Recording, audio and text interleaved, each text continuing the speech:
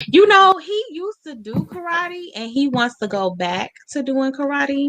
And I would actually love for him to do karate again. He started doing karate when he was 4, and then was doing karate and baseball, and then baseball was taking over, so it was like, okay, we're gonna stick with baseball. But he's like, nah, I want my karate back. So we'll probably end up going back to karate once it's safer for him to be in person. So we'll see what happens, because they about to open up the whole world. Like, Baby, we they took. talking about you could be out here without mask on Oh and no, we stuff. not. I'm like, We don't do that to him. We don't do that to him. mm, I'm not for it at all. mm. It's like, no, we will still be wearing masks everywhere we go. And that's just it. And then we still ain't gonna be going certain places, since people have that energy about them. We gonna still be socially distant. Mhm. So that's just I where be I'm walking at with around with a mask on. People be like, "Are you vaccinated?" Like that's supposed to be a free pass not to wear a mask. it. Wait a minute. So people are actually asking you, because I have not been asked. Yeah, like if I'm out and like, especially because I'm going in the office, and so I'm in the office all day with my mask on. But see, I'm new to the office. They know each other, so they comfortable, so they don't have their mask on. And Mm, like, so they looking at me like, mm. you got your shot, like, but that still don't mean nothing. Yeah, I'm still going to be wearing my mask, ma'am, sir, whomever is asking. Okay, thank you so much. Thank you. Yes, Okay. I appreciate you trying to make me comfortable, but that's a no. I'm still gonna be It'll wearing be my a no stuff. for me, dog. That's a no. That's a no all the way. I For my thought it Randy also Jackson. would be a good show for the two of us. I did want to have some male perspective, but again, the week got away from me with reaching out. And then too, I find it a whole lot harder lately to get men wanting to talk about certain topics. And then people too is just excited to get back out here in the world. But we gonna still talk. Oh, Um, we gonna talk. Regardless, absolutely regardless of if we have just extra input, because as mothers of sons, both of us, I think that we have a lot of input on this topic in itself. And I know for me, I literally just got into a really in-depth conversation at work with someone that I work with, and they're expecting. And so they disclosed that they are expecting a girl, and that she felt a little nervous about having a girl because boys seem to be easier. And I explained to her, like, they sure are not. And I remember being pregnant.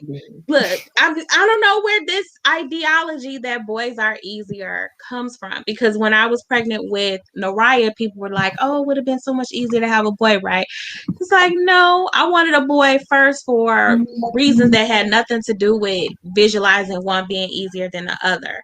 I wanted a boy first just because I adored having an older brother. Like, it just, I felt that extra protection, the relationship me and him have. I just wanted that for a little girl, because me and my brother have this amazing bond. But it wasn't because I felt like one was easier than the other. So hearing people say that was just like, and what world y'all in that having a boy But you is know why easier? I think people think that? It's because people worry about girls more. Like they feel like they're gonna have to train the girls more. They're gonna have to teach them about their menstruals. They're gonna have to worry about them getting pregnant. They're gonna have to worry about boys. They're gonna have to worry about, looking good and all these different things. And we teach, to me, in my opinion, we teach girls how to do more. We teach the girls how to cook, how to clean, how to take care of themselves, how to do. And I guess people feel like they don't need to do that with boys or something. And that is the problem, because let me tell you this, as the We got to mother keep of a that same son, energy with these for young our men. boys, for a lot of reasons, Absolutely. because the way this son of mine is going to be raised up, oh, he Come get on. a girl pregnant, he's going to be involved. Like, Come there's on. not going to be any easier pathway for him. He's going to be showing up just like she has to show up. Come on. And that's for real. And I'm That's not all going to fact. have it any other way. So even when the ideology of, well, if it's a boy, you don't have to worry about him getting pregnant, you still have to worry about a lot of things with your Because son. women don't get pregnant by themselves. They don't That's get pregnant by themselves. about impossible. Okay. About impossible. Without the modern medicine, okay, and It's technology, impossible. Impossible, right? all For that to right? happen. Where they do So that at? I look, I wish you could tell me because So I don't know.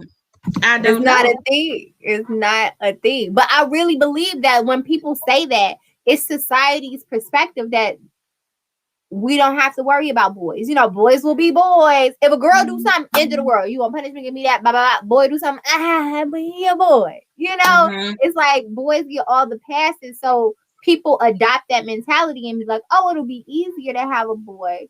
But no, you still gotta teach him how to, education, period. But you gotta teach him how to cook. You gotta teach him hygiene. You gotta teach him how to take care of the household. You gotta teach him physical responsibility and financial responsibility because you're gonna be mowing this lawn and you're gonna be saving them coins because you're gonna be buying your own things as well because you're gonna have to take care of a household one day. Like you still gotta put that same amount of energy into young men. And then again, going back to the worry about the sex thing, not saying that we shouldn't overly protect our daughters and our women. Absolutely, we should. You won't ever catch that coming out my mouth. Right. But keep that same energy with our young boys too. We have to make sure we're protecting them as well. We tend to like safeguard our girls and then let our boys just be out here. But it's like they need that same level of protection and preparation for the world.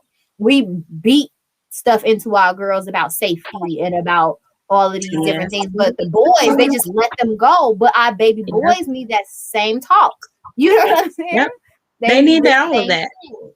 They need all of that. The same tutelage, the same values, the same morals Absolutely. that we're teaching our girls is what they need as well.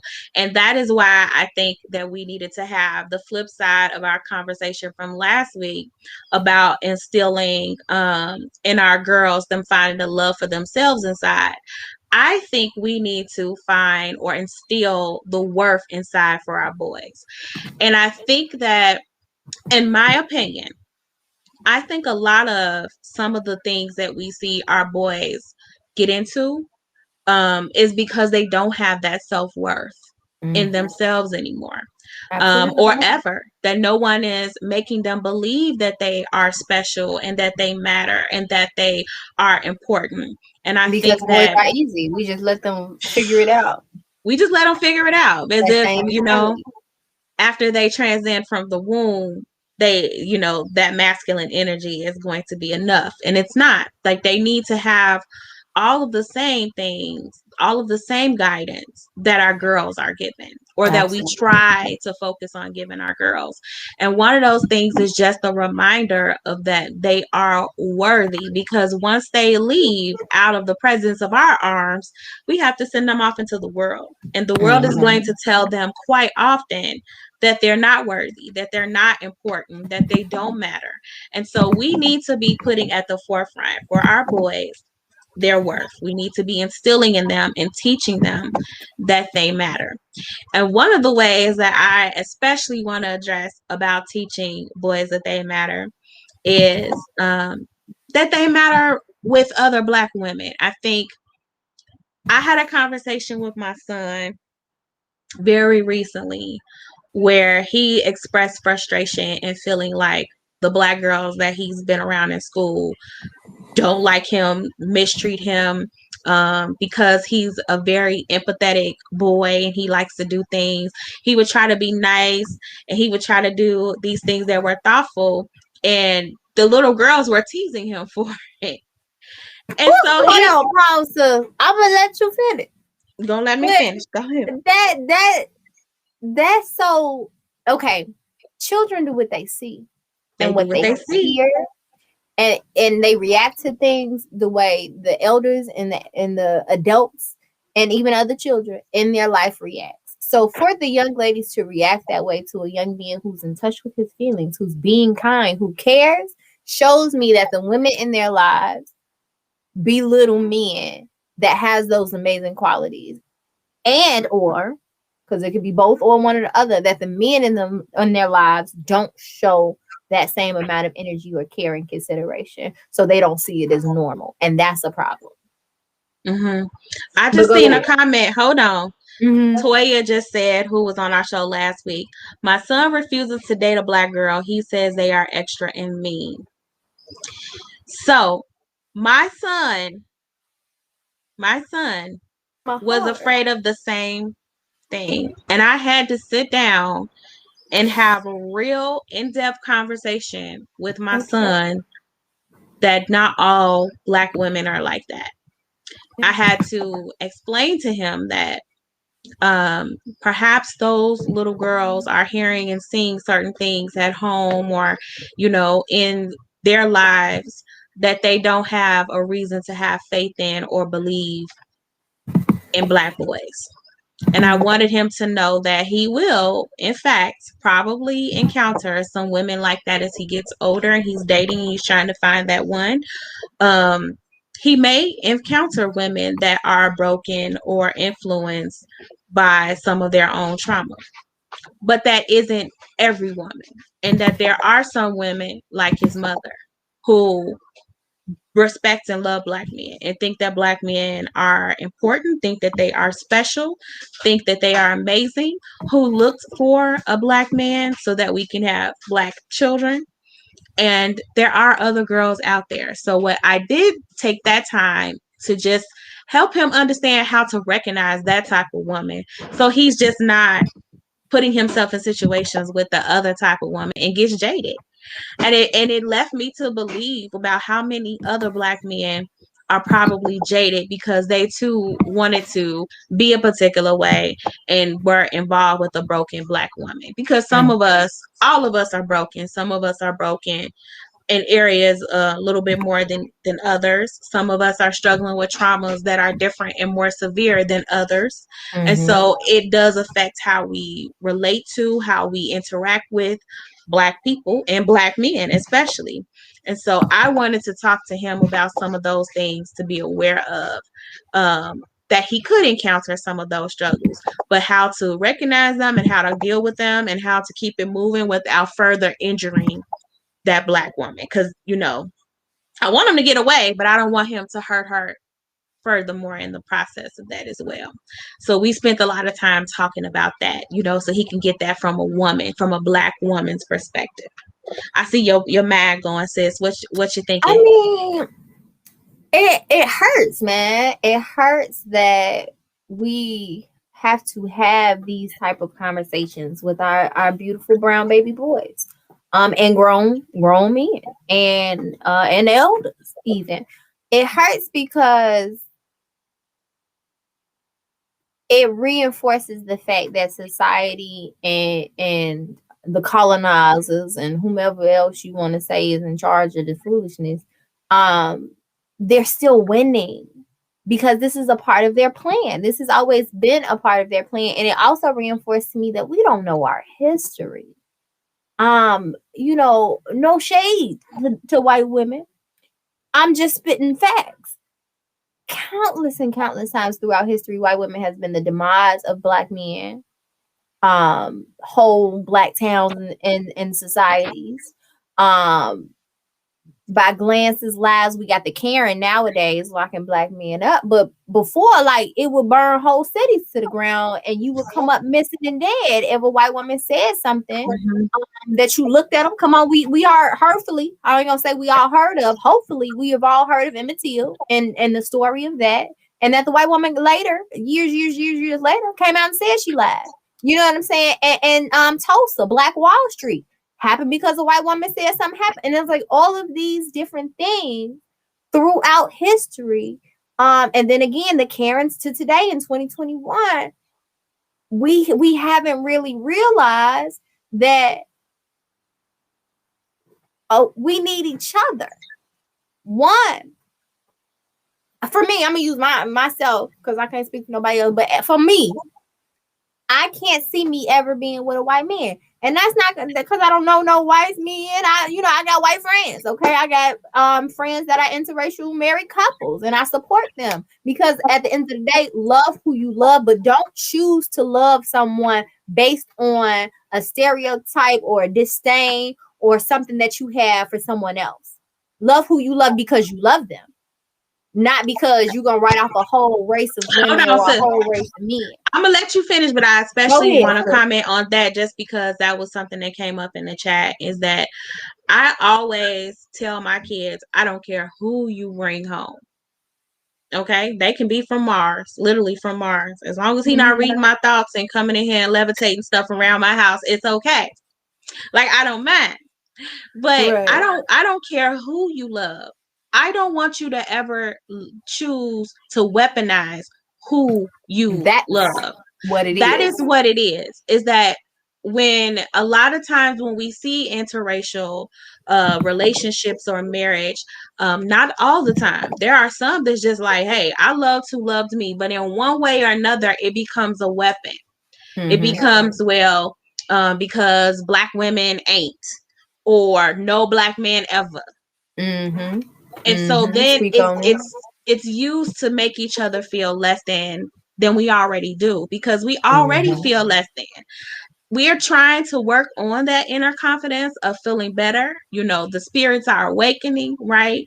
But it's always a reminder of just how less than we are viewed in the world, just how Mm-hmm. anti-black the rest of the world is. Like all over the rest of the world has Mm-hmm. anti-blackness rooted in it. And so raising a black son was super scary for me because of that. That I'm going to raise up this young man to be amazing. He's going to be respectful of others. He's going to be empathetic and compassionate for others. He's not gonna, be out here knocking people over and knocking people up. He's gonna be out here to do good. My son already has big goals and big aspirations to make an impactful footprint on the world. And yet, I have to still remind him that even still, that's not going to be enough for some people. They're only going to care about his shade of his skin. And that's Mm. it. And for me, ain't nothing easy about that. And Come on. hearing people say that it's so much easier having a boy, having a son, it's because you're thinking of like the small little part. Because truth be told, I would prefer for him to have children and become a father when he's stable enough to provide for his family. But if he did so happen to choose that path, it wouldn't be the end of the world for him. He could still very much achieve all the things that he wants to achieve in life. It would be a whole lot harder for him and whomever he, did that with to get there, but it's not impossible. And so I don't want him to feel that making that choice means that it ends his life, because there's a lot of desperation in that as well. So we don't have to just focus on just, okay, don't go out and have no babies. I have to worry about my son being seduced by the streets. I have to Come on. worry about him being a threat to somebody just because he exists. I have to worry about him knowing that he should be able to advocate for himself and have a voice without that being looked at as a threat and having to be silent and suffer in pain because it's too much fear in speaking up. Like, still making sure that he knows all of that and feels worthy and feels important and feels like he matters, not just to the people that don't look like him, but the ones that do. Because there's a whole lot of hate for him even within the community, just because they have had trauma with black men and black boys. And he's going to come into contact with that. He's going to come into contact with someone that has been hurt and damaged by either some black man before him or some black man presently in their life. And so I need him to be equipped to know that you are not that person. You are not a monolith. You are not, the sum of all men. You don't have to feel like you're responsible for all black men. And so we need to be telling our sons that too. I need him to know, yeah, happy wife, happy life, but happy spouse, happy house. Like, you deserve to be happy in that house too.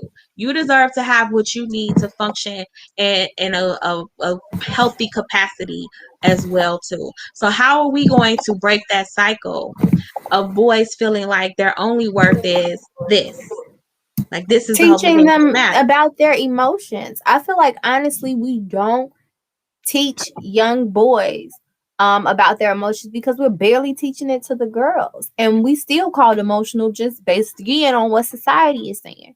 Mm-hmm. But our boys especially, they told to eat it. What feelings?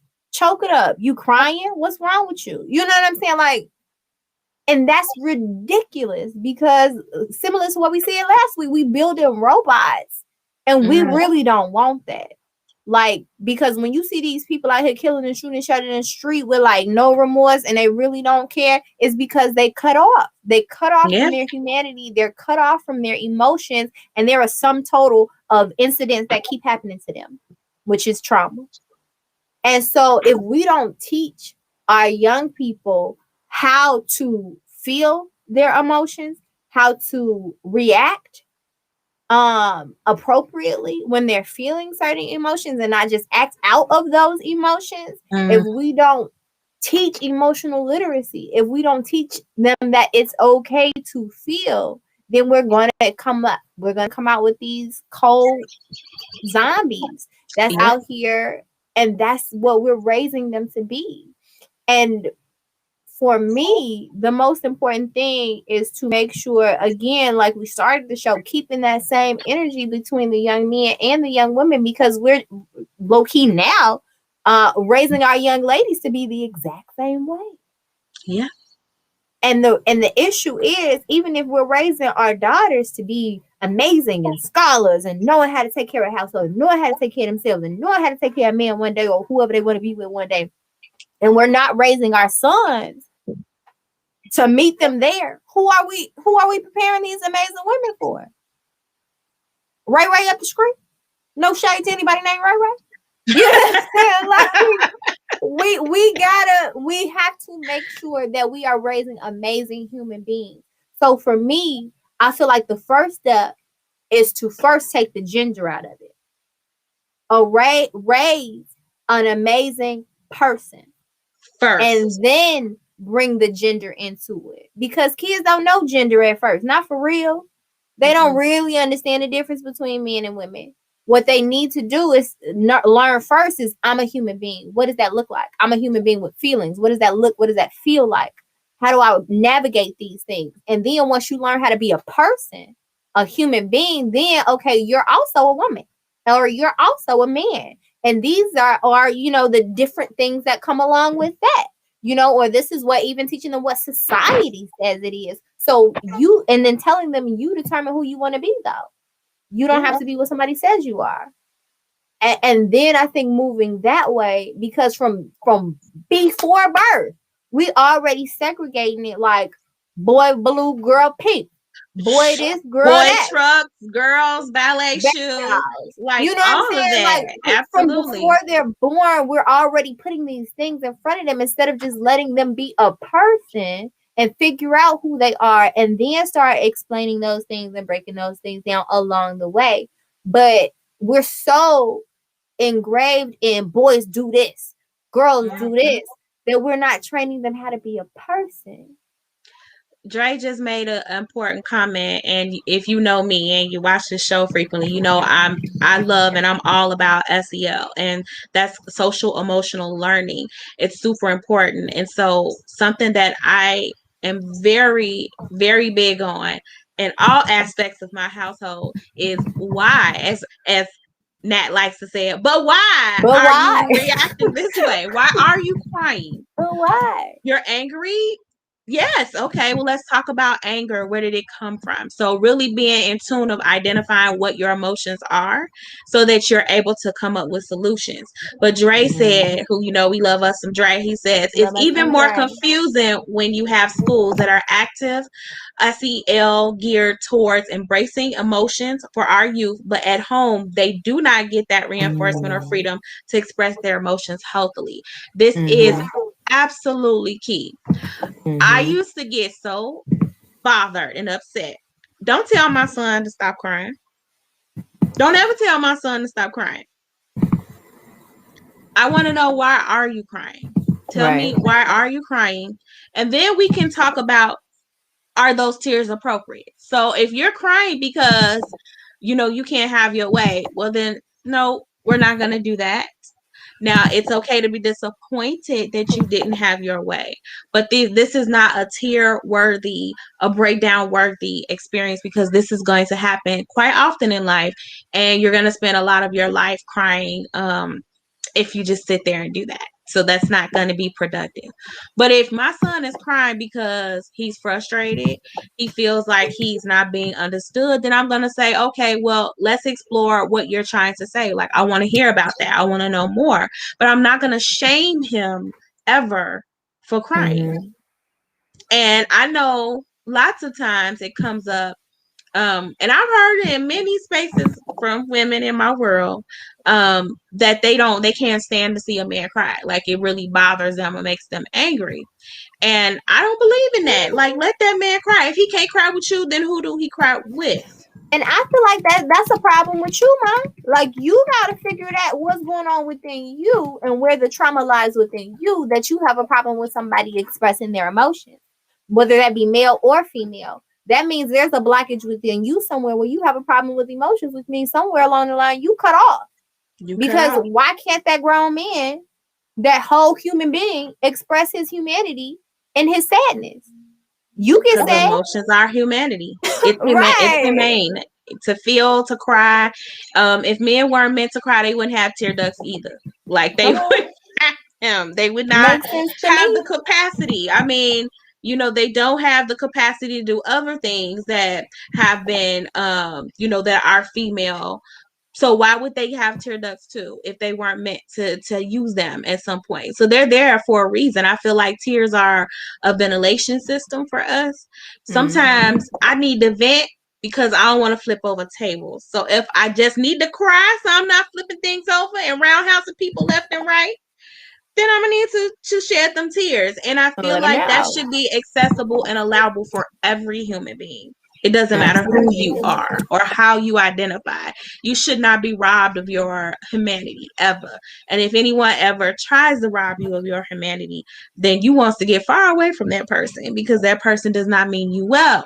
Super quickly. Run, and I think like that's the thing, though. That's what I mean when I say, like, we're raising our daughters the same way. Like, at some point in life, it was okay for us to coddle our daughters, and then how they be like, be tough on your sons because I ain't raising no punk or whatever. It's foolishness. And I get that we want our sons to have a certain amount of strength, because naturally, by nature, men are built more muscular. Naturally, by nature, men are, mostly the protectors. You know what I'm saying? Naturally, by nature, this is a thing. But if it's naturally by nature, we don't have to force it. We don't have to, beat our sons or, ignore our sons or not allow them to express their feelings for them to be a man. We have to redefine for ourselves what being a man is. And I mean, as a woman, I can define what I think it is to a man. But as a man, individually, you got to look in the mirror and decide what is being a man to you. Because we've been lied to for the longest. Men don't cry. How many times y'all done heard that or seen it in movies and in your family and everywhere else? It's reinforced. Men don't cry. Who don't cry? Says who? We have the right to take the power of being whoever, I'm gonna say a curse word, y'all, the hell we want to be. We decide that. I'm gonna decide what kind of woman I'm gonna be. I also get the blessing, and this is the thing right here. The blessing, the weight, the gravity, the privilege, the responsibility is the real word, to raise a man, a person, a human being, period. That is a responsibility. And I have a responsibility to do that with a young man. So whatever, because again, we do what our parents do or what we see, whatever your mindset, whether you be a man or a woman of a man, or your idea of a man is, you're going to instill that into your children. So if you're a woman with a skewed mindset of men, you are more likely going to install that into your son. But what we should be doing, my opinion, ain't nobody got to run out and do this right away, but I think it would be helpful, me personally, right? is to take someone said that, I think it was Elijah Muhammad. And but we should be raising the kind of men we want in the world. So instead of being scarred or being upset or being hurt and just, belittling our young men, not allowing our young men to be human and all of these different things, because we come across so many, men in the world that's like that or whatever, we should be again taking upon ourselves to think, what is my ideal of a man? And it ain't no right or wrong, I guess. I'm not gonna lie, in my opinion, it is wrong. But you say that for yourself. But we have to start claiming it for ourselves, because society has said men are super tough. Men don't cry. Men are this. But I said this Men before. are Soft robots. things, right? They robots. Soft Yes, things men are don't break, robots. though. If you want to talk about a protector, something that's going to be there regardless, soft things don't break. And we as men and women have to be able to be adaptable, to be moldable, to be mendable, to be able to roll with the punches, to be able to be strong enough to live on this plane of existence. But we all have to be adaptable. We all have to ebb and flow. We all have to feel these feelings within us, because if we don't, that's a wrap. It's Like, a wrap. It's that's a a wrap. wrap. I agree. I tell my son all the time, and you can come hug and get in my lap. He's almost as tall as me, but you can still come get in my lap. I'm gonna hug you. I'm gonna cuddle you, because I want him to be able to hug and cuddle his wife. I want him to be able to Absolutely. hug and cuddle his daughter. I want him to be able to hug and cuddle his sons. Mhm. All of the men in his life hug him when they see him and they leave his presence. He hugs his dad every day. He hugs his grandfathers. He hugs his uncles. He hugs them whenever he is in their presence. And I want him to know it's okay. That's exactly what you should be doing. He's Come so on. much surrounded by men that are healthy in SEL, and they allow him to be just who he is. One of the things I was having a That conversation with, part right even if there, though, sis. allow him We to be should just who be he is. allowed, and we should allow ourselves to be exactly who we are. Whatever And that he is for you. deserves that. That's his worth. He's 10. He still has his little stuffed turtle that's his best friend. And I was having a conversation with someone asking, like, at what age are we going to tell him that that's not appropriate? I said, at whatever age he feels that he doesn't need to carry it. It's his safety blanket. I don't care that he's taking his stuffed turtle. He stuffed him in his Black Panther backpack. So I don't care that he's 10 and he wants to take his stuffed turtle. It's a safety thing for him. So I don't feel at any age he needs to not be able to have his stuffed turtle because someone else feels uncomfortable about it. You all right over there, Right. sis? Yeah. Did you have to go get your tambourine? Listen, I gotta keep it close by. But Jaleel was playing with it. But but I feel like, that really just ties into, again, being comfortable with who you are. Because what is normal? Can we please just have this conversation, what is normal?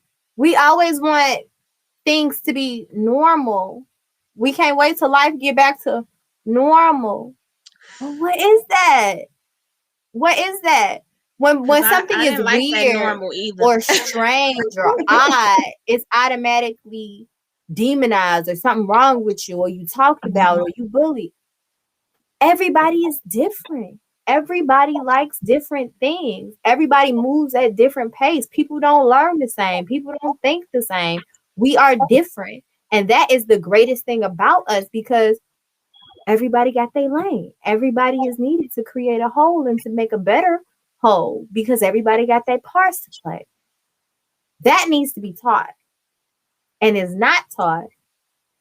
So therefore, we have young women like the ones that your son encountered, and the young lady who was in the comments, and probably a lot of these other young boys out here talking about, and grown men who talking about, black women are mean or black women are angry. And I think a lot of times when our emotions are attached to things like dating, Mm, Come on, we're gonna talk about it. mm, When mm. our emotions are attached to things, we don't want to be hurt anymore.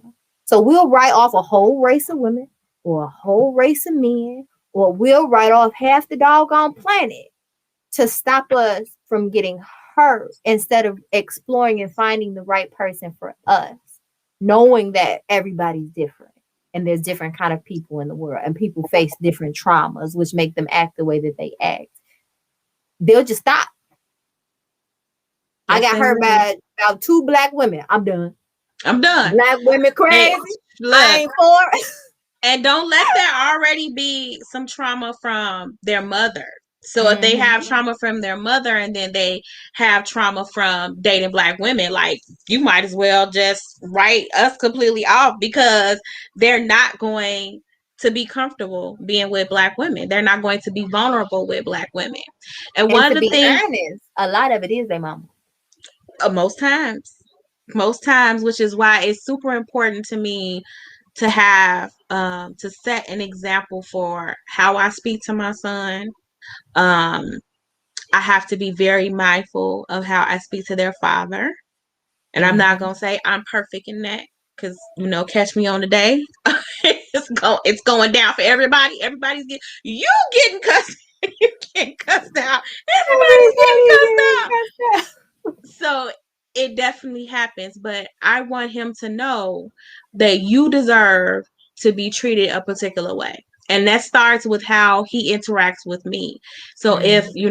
but I also set a precedent too that some of the things that I do with you, I do for you because I'm your mom. And I don't want you expecting or having those expectations from your wife because your wife is not your mother.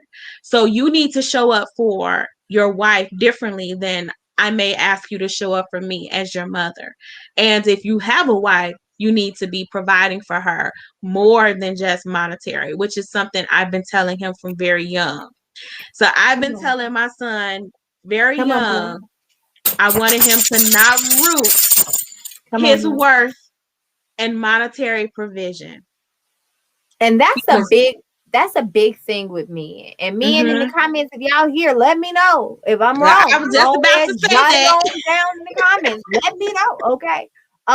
But again, it's written this way in society. If you watch TV shows, if you watch movies, if you in your household sometimes, you'll see that again, men are kind of just there. Not emotionally, not even, physically have the time. They there, but they not there. They pay the bills and that's it. Not necessarily about the family time, not necessarily about the bay, how can I help you? Not necessarily about helping with homework, you know what I'm saying? But I pay the Mm-hmm. bills. You got a house to stay in. Y'all got food, That's right? it. Lights on. All right, I'm going to work. I'm gonna be out with the guys. I'll be back. Like, and it goes back again. It all comes from our upbringing.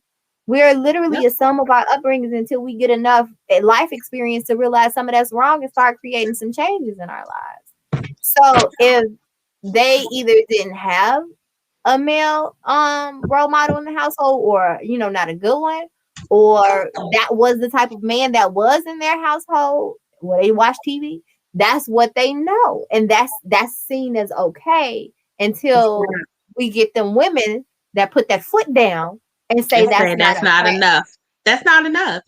and those You're more. mothers and those fathers to raise, because again, from babies we got to start at infants, y'all. As Like, we can't infants. wait till they get 13 and try to teach them some stuff. Let's talk about your feelings. They ain't I trying to don't hear have you. feelings. I ain't had feelings all They this gone time. at 13.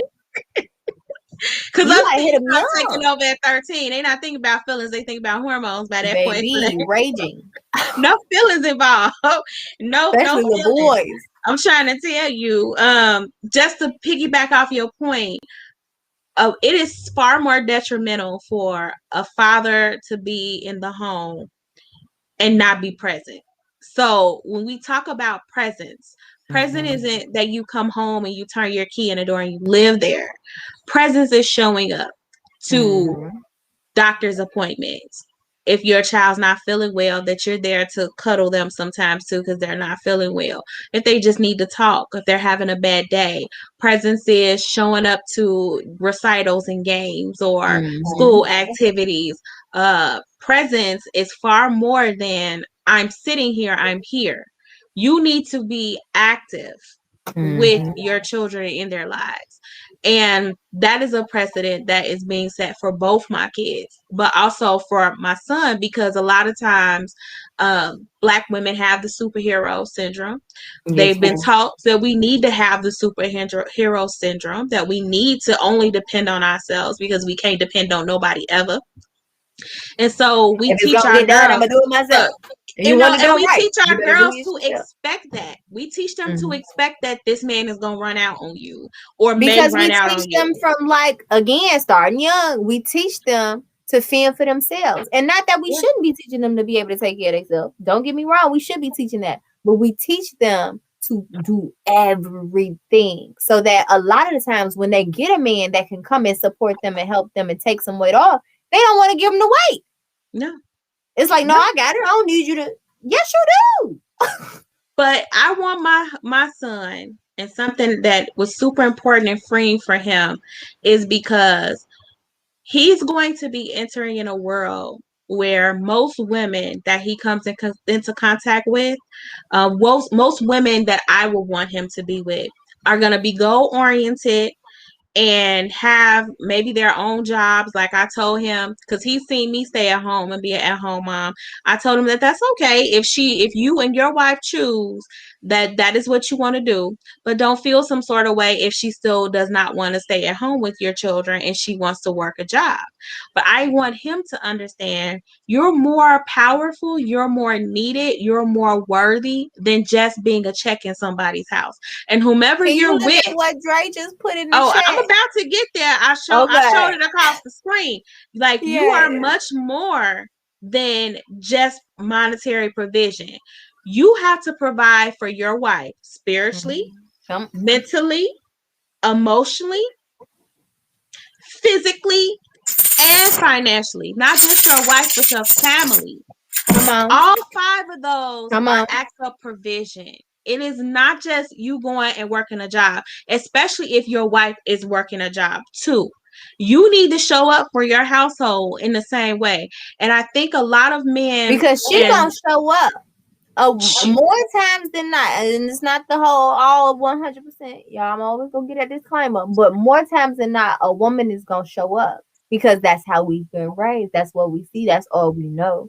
So if you're not picking up your end, it's still gonna get done. She gonna be tired, but it's still gonna get done. Because if she gotta work a 9 to 5, hold come on home now. at 5, she cooking by five She's thirty. not She just gonna putting be it. tired, she gonna be resentful. Yeah, she gonna take notes. She She's got a gonna list in the get back of her resentful. head. All Hmm. right, And Saturday, I don't March want 8th. that for him at all. So I need him to know that, because something I've noticed from a lot of Facebook posts, from a lot of conversations I've had, is that men get very upset, which I will say, to men's defense, Black women do weaponize, I got my own money and I don't need you for nothing, because that has been a sense of abuse. So you have to understand that a lot of Black women grew up seeing monetary provision used as abuse, used as a form of power over Mm-hmm. their grandmothers, their mothers, their great grandmothers.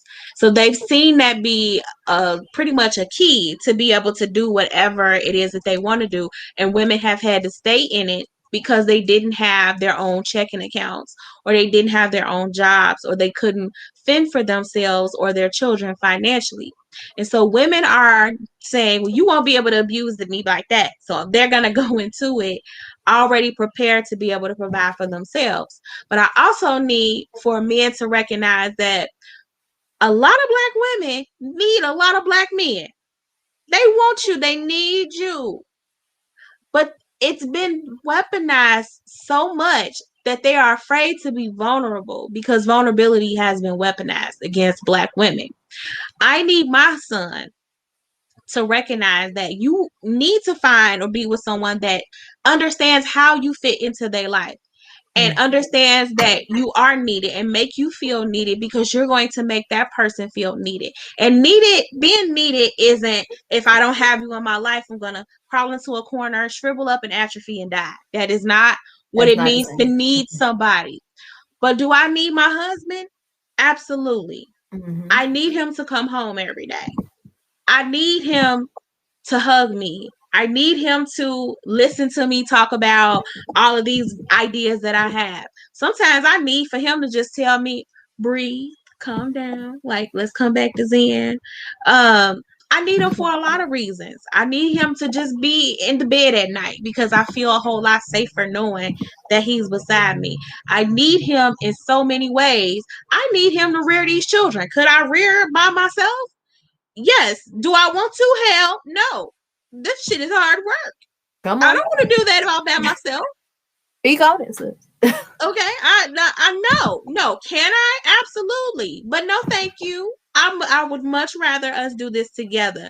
So I absolutely need him. I want my son to know that he should be needed as well, and that it doesn't have to be all monetary. Because when Black men, especially I think in my generation, have encountered women that didn't need them to do anything for them financially, if they wanted, they could buy it themselves. They felt lost.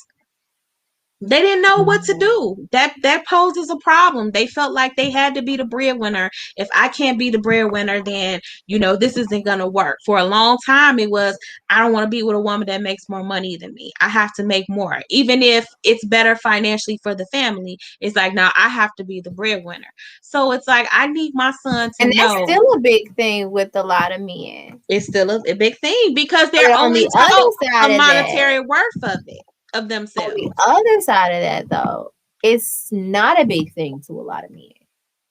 And It's that's not. a problem also. Where there's a lot of men who don't give a rat's behind about So, being a provider. what kind of? Because I don't see that necessarily as being a man. So, if you have that man that doesn't care because he wants to use that woman's, financial security to his advantage, and he doesn't want to bring anything to the table, that's not a healthy man to me. So, we're That's a not gonna boy even get him no energy.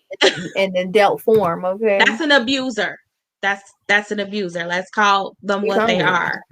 That's an abuser. If you're not willing to show up and bring something to the table, and you're looking or seeking out women that can provide for you without you providing anything else, you're abusing that woman. Because why that's abuse, she's gonna be tired, she's gonna be resentful, and you're not giving anything, you're just receiving. And You're a you're vampire. draining her.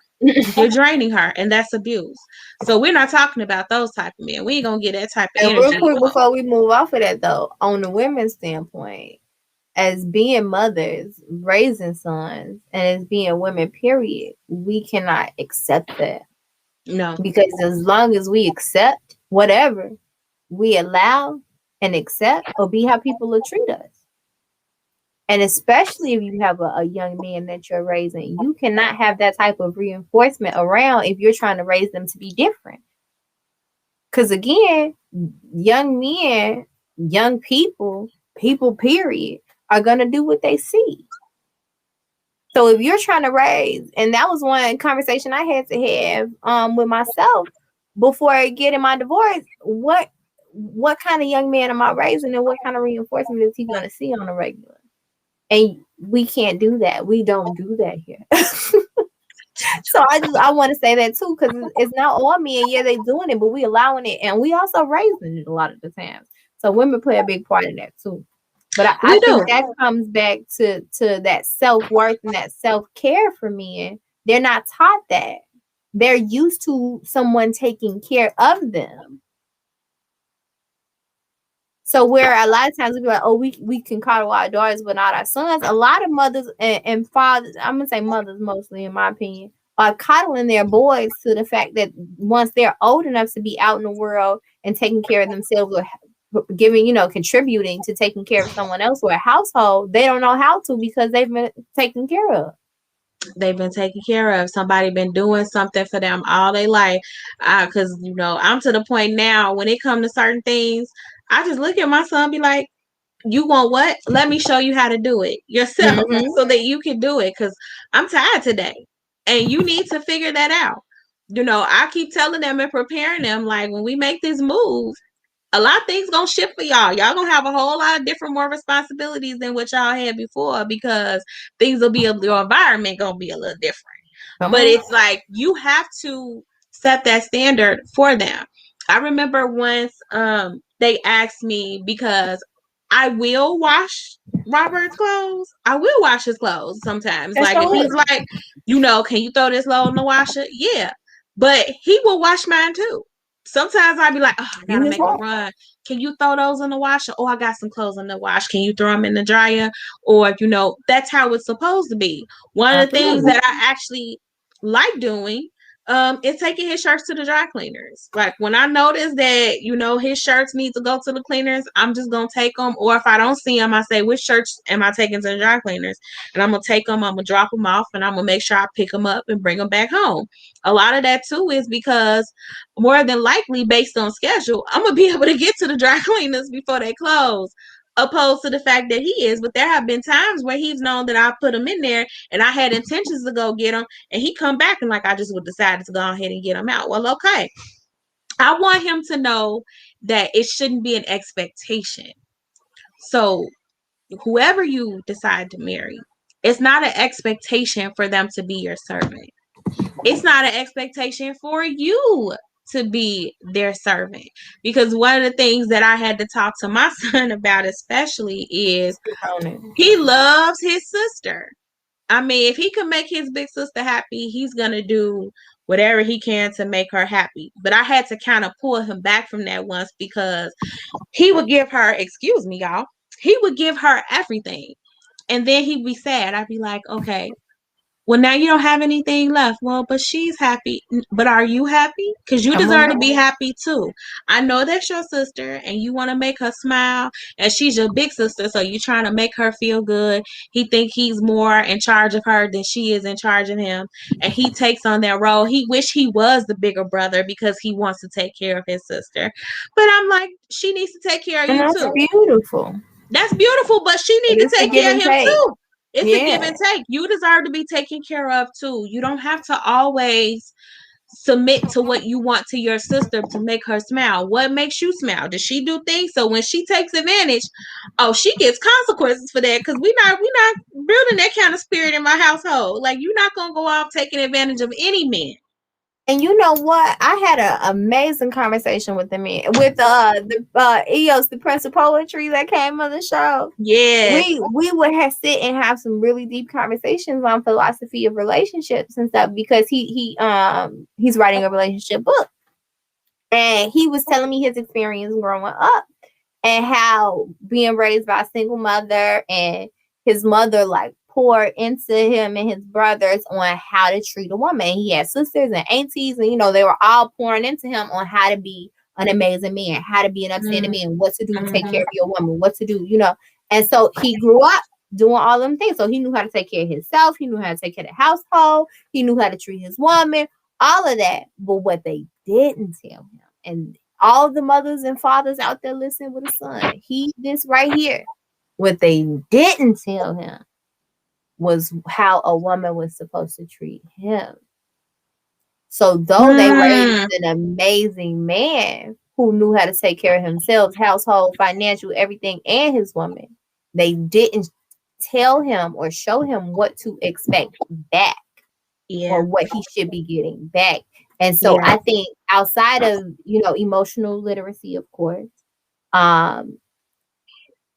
we also, in self-care, Mm-hmm. self-care, we have to teach our baby boys self-care. They deserve bubble baths and rub downs and All of nice that too. things as well, Yes, necessary. they do. We also have to show them and teach them and talk to them about what to look for in a partner, the kind of things that's important, that reciprocation. Like if you're going to be amazing, they got to be amazing back to you. If you're going to Yeah. give, they got to give back to you. All of those different things, because we have a lot of our sons out here and daughters. We're talking about sons right now, out in the wilderness, And just like there's wolves out here with men, with young girls, it's wolves out here with women out here with young It men. sure is. And we cannot afford to send any Mm-hmm. of our kids out there to the wolves, male or female. So we have to prepare them for what's in the world and what to look for. Even if it's like, don't get this type, don't get that type. Tell them what they should be looking for by showing them by example, like we talked about. But also just things, telling them to look at things that they enjoy, things that they like, characteristics and traits that they like, being really mindful of thinking about your partner and not just going for the cutest thing. Because me and our creatures, Go ahead. they like what they like, they see what they like, and Mm-hmm. that's what they go for. But training our young men to think it through long term. Do y'all have things in common? Is she the type of person you can see yourself with long term? Can you see yourself being with this woman all day 24/7? Or this girl? Can You know you what I'm saying? trust her? Do you trust her? Can you trust her? Is How she does in she it for the treat right you? reasons? Yes, that is especially important.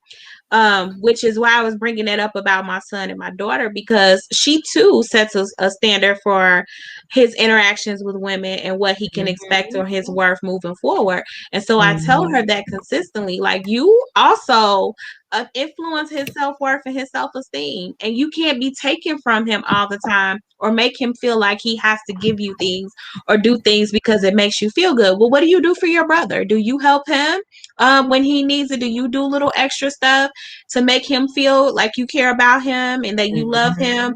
Because he's trying to impress you, and he's trying to pretty much win your respect and your love as his big sister. Now, some of that is just she's the older sibling, they torture the younger one a little bit. But for a long time, she was just real mean to him at times. And it used to bother me like, oh no, we not doing that, because it's affecting him. And it took for him one day to really express himself. I prepped him, and the three of us sat in his living room one day when they had gotten into a heated debate, a heated discussion, or argument. And I prepped him to be able to advocate and tell him exactly how he felt about his sister. You And said a one nice word, thing, sis. look, It's enjoy in me. Advocate. Ooh, you better be an advocate. advocate for yourself. Come Yes. on here. And he did. And I don't know what it specifically it was that he said that triggered her or that clicked with her, but she's been so much different ever since. But like, I also told him, I said, listen, and I had this talk with him the last time she hurt his feelings really bad. I said, that's your sister, I'm your mom, and I love both my kids equally. I said, but let me tell you something. If it gets to a point where your sister is toxic and she is making you feel bad about yourself, if you need to cut her off, you need to cut her off. I am Come never gonna on. be upset at you because you need to build those boundaries or those walls with your sister, Come because on. she does not get a pass to mistreat you because she's your sister. And Nobody mommy's does. never going to tell you that that's okay. I need you to set those boundaries in these walls, because you're gonna need those boundaries outside of these walls. So if she don't clean up herself, her act, and she don't start doing better by you, you need to stop doing all of the stuff you do for her. Let her Because you understand. got to do better by you. You got to do better. You deserve better.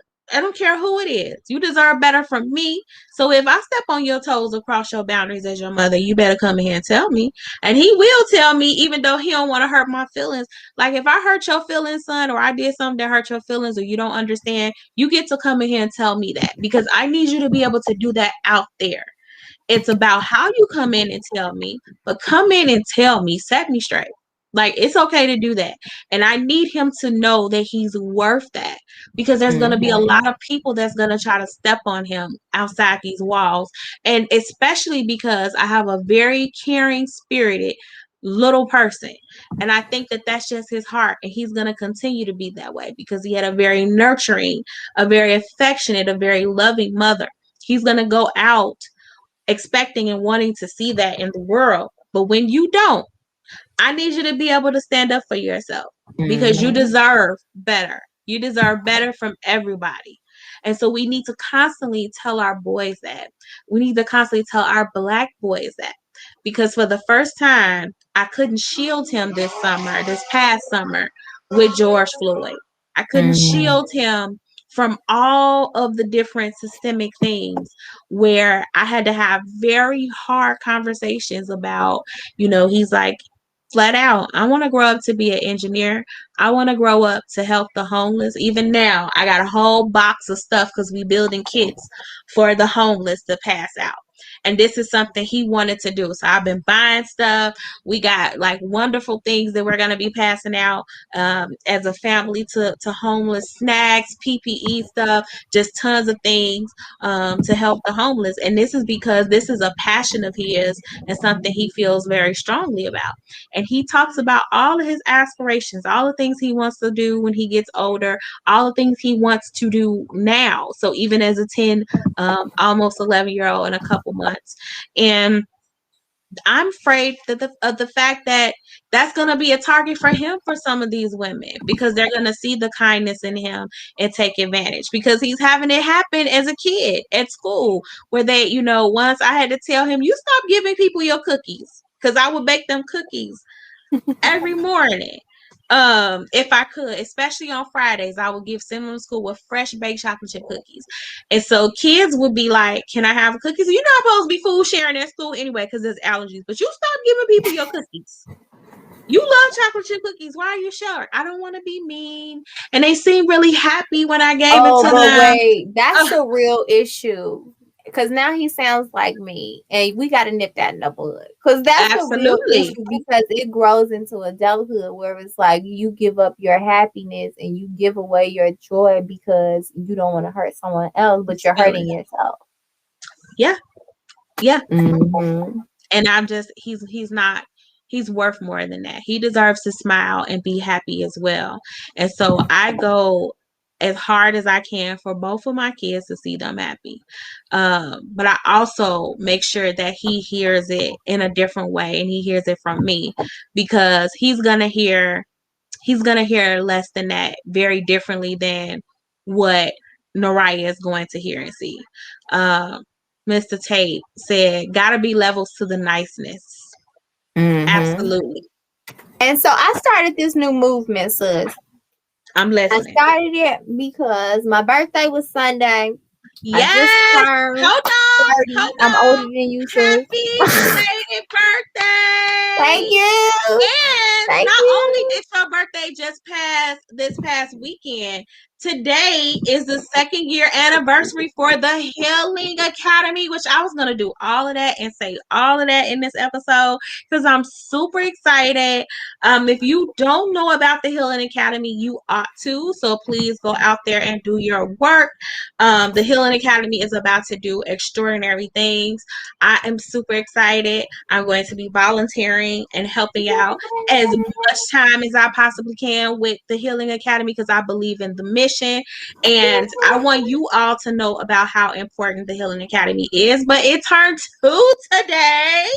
So everybody, if y'all out there watching, please say happy birthday to Miss Nat Battles here. Thank you. Happy birthday, sis, and happy birthday or happy anniversary to the Healing Academy as well. But you were saying you started this movement, sis. Tell us about this movement.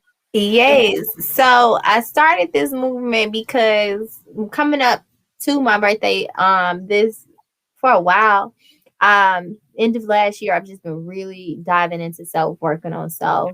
We talked about me doing the rites of passage program, and I'm just getting, my chakra readings and Reiki sessions, and just diving deep on me. And the moon was that Tuesday, the new moon, and so we did kind of like a new moon thing, and I was researching that. And the new moon under Taurus is all about radical self-care, and that's just been the confirmation I've been receiving this whole time. Like, you gotta pour into you, self-care, self-care. So I thought it was hilarious that it was like radical self-care and abundance, and it's just, come on, Taurus energy. But since for months and months and months now, darn near years, honestly, if I'm being transparent and 100, the push has been self-care, like focus on you, because a lot of times I'm always the last one on my list. And I'm saying all of this because the movement is me first. And in the rites of passage, the woman who was leading it, she would say the word selfish isn't a bad thing. When people say selfish, it's because they want you to do something that they want you to do. A lot of times we use that Yes. word. we use that word as a weapon to make people feel bad Mm. about us choosing us. And so I'm starting a movement. It's called the Me First movement. And I was basically just doing it for me, but I think I'm gonna open it up and make a group and all of that so that other people can get in on this, because it's all about self-care, and we have to redefine that me first. Even with kids, when it's like me first, and it's like, don't do that, don't do that. And we kind of beating it out of them. Yeah, they should be nice, and it's not always about you. Other people got things and feelings too. But at the end of the day, the world kind of beats out the fact that you should pour into yourself. It's even like some people feel guilty Mm. about buying things for themselves or doing something for themselves or not doing anything and just sitting down, whatever that self-care looks like, or spending time with themselves.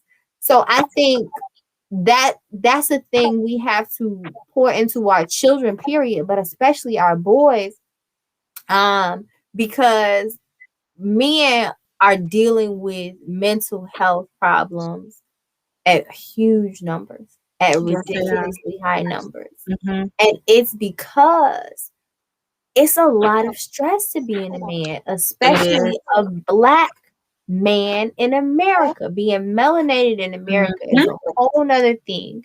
And so if we don't teach them that they have to put themselves first, they'll give themselves away. And the world is battling to keep them down. They're gonna probably run across some women that's not gonna lift them up. They're probably and they're gonna constantly in each interaction, and our young girls too. But in each interaction, they're gonna give pieces of them away to their shell of who they used to be. And until we teach them to put themselves first, me first. I can help you, I can push you, but if it hinders me, my happiness, my joy, my peace, I have to let this go. Or we got to figure something out, because my happiness, my joy, my peace, my spirit, me being whole, me pouring into me matters to me. Because if I don't pour into me, I can't pour into nothing else. Yes. So, me Yeah. first movement, we have to teach our babies that. We have to teach them that they matter. Yes, helping people matter. Yes, being kind matters, but you matter more. You matter, and you are not to be taken advantage of. I think that that's Absolutely. a really big thing, because for anybody that has a giving spirit or has a loving, empathic spirit, you are usually the person that's always pouring from your cup. But like you Mm-hmm. said, people need to pour into you as well. So one of the things that's super important for my son to have or to know is that your circle should be pouring into you too, Come on. and that you shouldn't be pouring into everybody else's cup. I want you to surround yourself by people that are willing to pour into your cup too. And so that means your friends, that means when he gets of dating age or he starts dating, that means whoever you're dating, that means business partners. If you're going to be Mm-hmm. in business with someone, that you're both pouring into that cup, that business cup, and you're not doing the only pouring into it, whether that's time or whether that's money or whatever agreement that you have. You deserve for people to show up for you like I want you to be able to show up for others, and to have that, to know that you're worthy of the reciprocity. I don't think that a lot of times black men feel that way. In conversations that I've had, I think that there's a struggle with feeling like people pour into them the same way. And I know some women gonna be like, "What? We always pouring into black men," but I don't think we ask black men enough how they need us to pour into them. I think Oh, sometimes we yeah. pour into them based on what we feel like we should be pouring into them, and not asking them specifically like how we should be pouring into them. That is And that something that goes I to have one had to learn thing. too. Go ahead, sis. That goes to one thing that I put down is communication. We have to Mhm. teach our young men to communicate. That goes back to being advocates for yourself. That goes back to putting yourself first, because men, and it goes back to emotional literacy too, because they don't express how they feel. A lot of times men just eating it. They just taking it to the chin. Just that hurt me, Okay, but I ain't wait a gonna say minute. nothing. We got a What? good comment from Mr. Tate. He Mm-hmm. said black men have an issue with feeling good enough. Mm. super important. And Mm-hmm. I need my son to know that he is good enough. And Mm-hmm. so I think that that is something that we don't probably tell what good enough looks like. So I'm gonna encourage Mr. Tate, since he liked enough the comments. Thank you, boo. What does, and other men who are watching, so if you are a male and you are watching this show, comment, tell us what you're thinking about, give us your perspective. But what does that look like for you with feeling good enough? Give some examples of times you haven't felt good enough, and what you would need to see done differently, and how you want to make sure that your son knows that, or the boys in your life, whether that's your nephew or your mentees, whomever that you're providing support to, male wise in your life. How are you trying to teach them how to find the good enough in them? So that's a question that I'm asking our male watchers right now. Hopefully we'll get some comments from that. But I didn't mean to interrupt you, sis. Carry Oh on. no, you good. That was a good comment that I had to throw out there.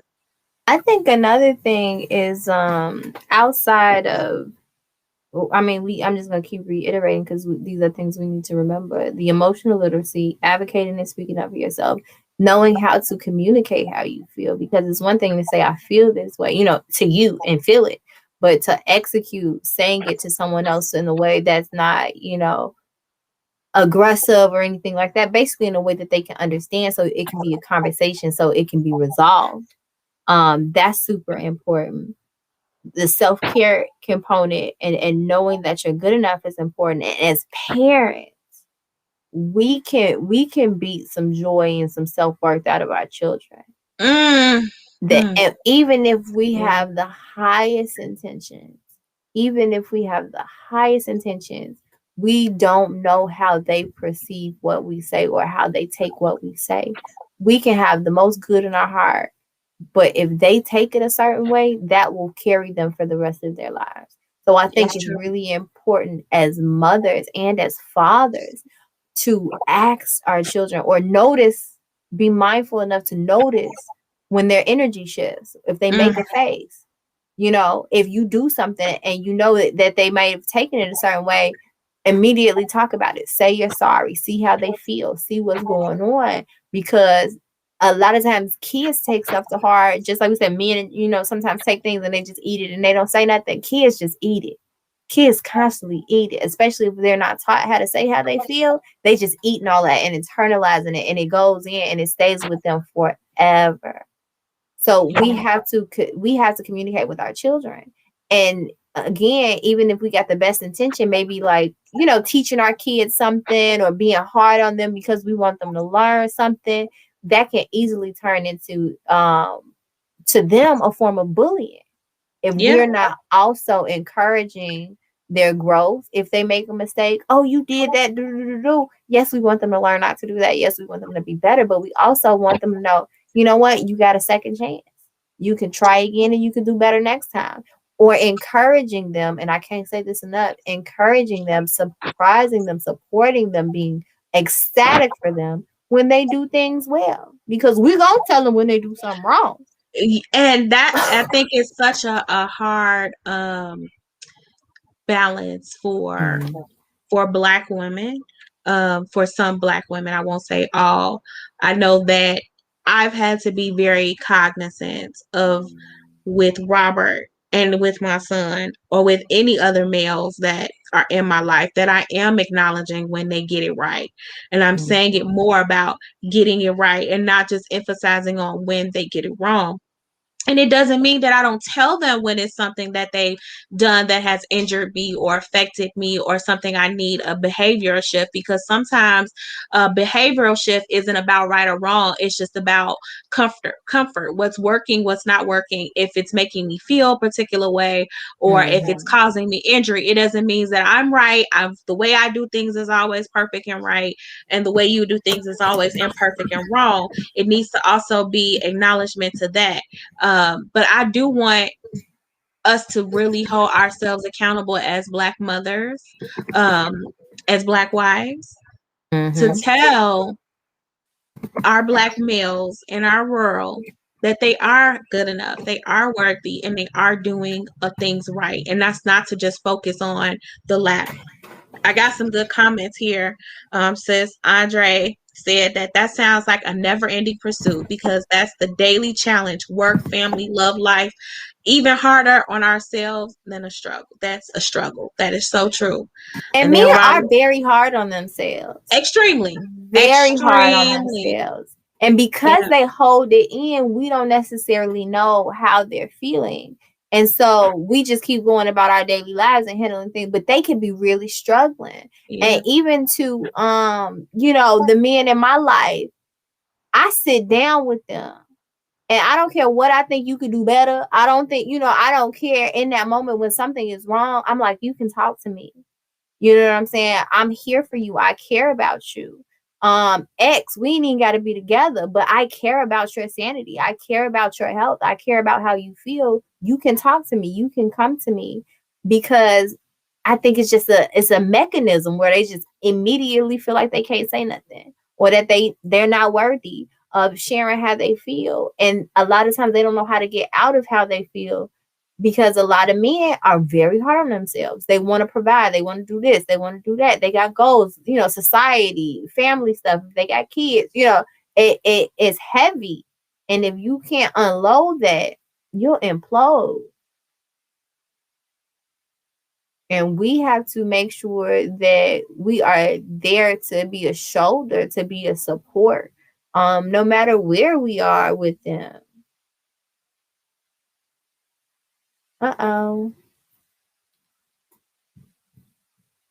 I'm not sure what happened. If Sante popped off or if I did. There we go. Hello? I had a connection issue right there, but I am back. Okay. How you freeze? And I was like, okay, I think I'm frozen. And it's Yeah, like, you're nope, supposed to. and I'm not even there. And then sure as the day as long as said, yeah, your connection has been lost. So sorry about that. Y'all, No worries. we back. But I'm glad I was watching from my phone, dropping all the knowledge. So I'm glad that it's still out there. I must have missed it, but that's okay. It's still out there. That's what's important. We got to support these men and show them they loved and cared That's it. about. That's all. Because they're That's not all. gonna all the time say it. They're not gonna just. I hope that every man watching this, and if you are a father or an uncle or a cousin, that you encourage every little man under you coming up to be able to communicate and share how they feel and express how they feel. But women, mothers, sisters, daughters, we also have to step outside of ourselves for a second and see when shifts start to happen, see facial expression, see body language, and say, hey, are you okay? Do you need to talk? What's going on? And initiate the conversation because they're I worthy, agree. and let them know that they're important and that we're there for them and that we care about them.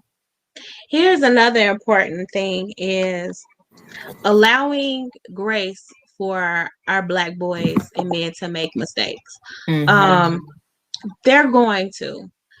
They may not catch on as soon as we do to stuff, or as soon as some of us may, do. But one of the things that I always look for in men in my world is the will to try and do better. Because they as long as you have the effort to try and do better and you're showing up to want to do better and there's that desire to do better, I want to give more patience. I want to exercise more grace and patience in that, because yes, we are taught from almost the time that we begin to understand language that black women have to do this and this, and it's not always taught the same to our black boys. And so we absolutely need to give them grace to make mistakes. I hate hearing from my son before where he's afraid to make mistakes. There were times where he wouldn't try to do certain things because he didn't know if it would be executed properly. And he was just so afraid to get it wrong. And I was just like, why are you so afraid to get it wrong? And it's just all of this pressure to get things right. He was afraid of being criticized if he got it wrong. He was afraid of people people saying or do some things because we got it wrong. See, look at that. We getting hacked on one of my pages. Little scammity spam. And so we absolutely want to make sure that we're allowing our sons the space to make mistakes, because there's a lot of pressure on them not to get it wrong or not to make certain mistakes, and And a they're lot going of that to. is in how we react. Yeah. As you know, as mothers, and don't get me wrong, y'all. I'm not saying I'm a perfect mother, baby. It be some days I be working, he be trying to talk to me, and I be like, it be a lot going on. A lot of times we talk about it, man. So I tell you all the time, you be balls Yeah. in the air, just in here juggling. I gotta work, I got kids, I gotta cook, I gotta I'm trying to breathe, it's just Every day. Every day. balls in the air. So I Every get it, day. y'all. I'm not saying it's easy at all, but we have to be mindful on how we react to our children, especially when they're trying and they make a mistake.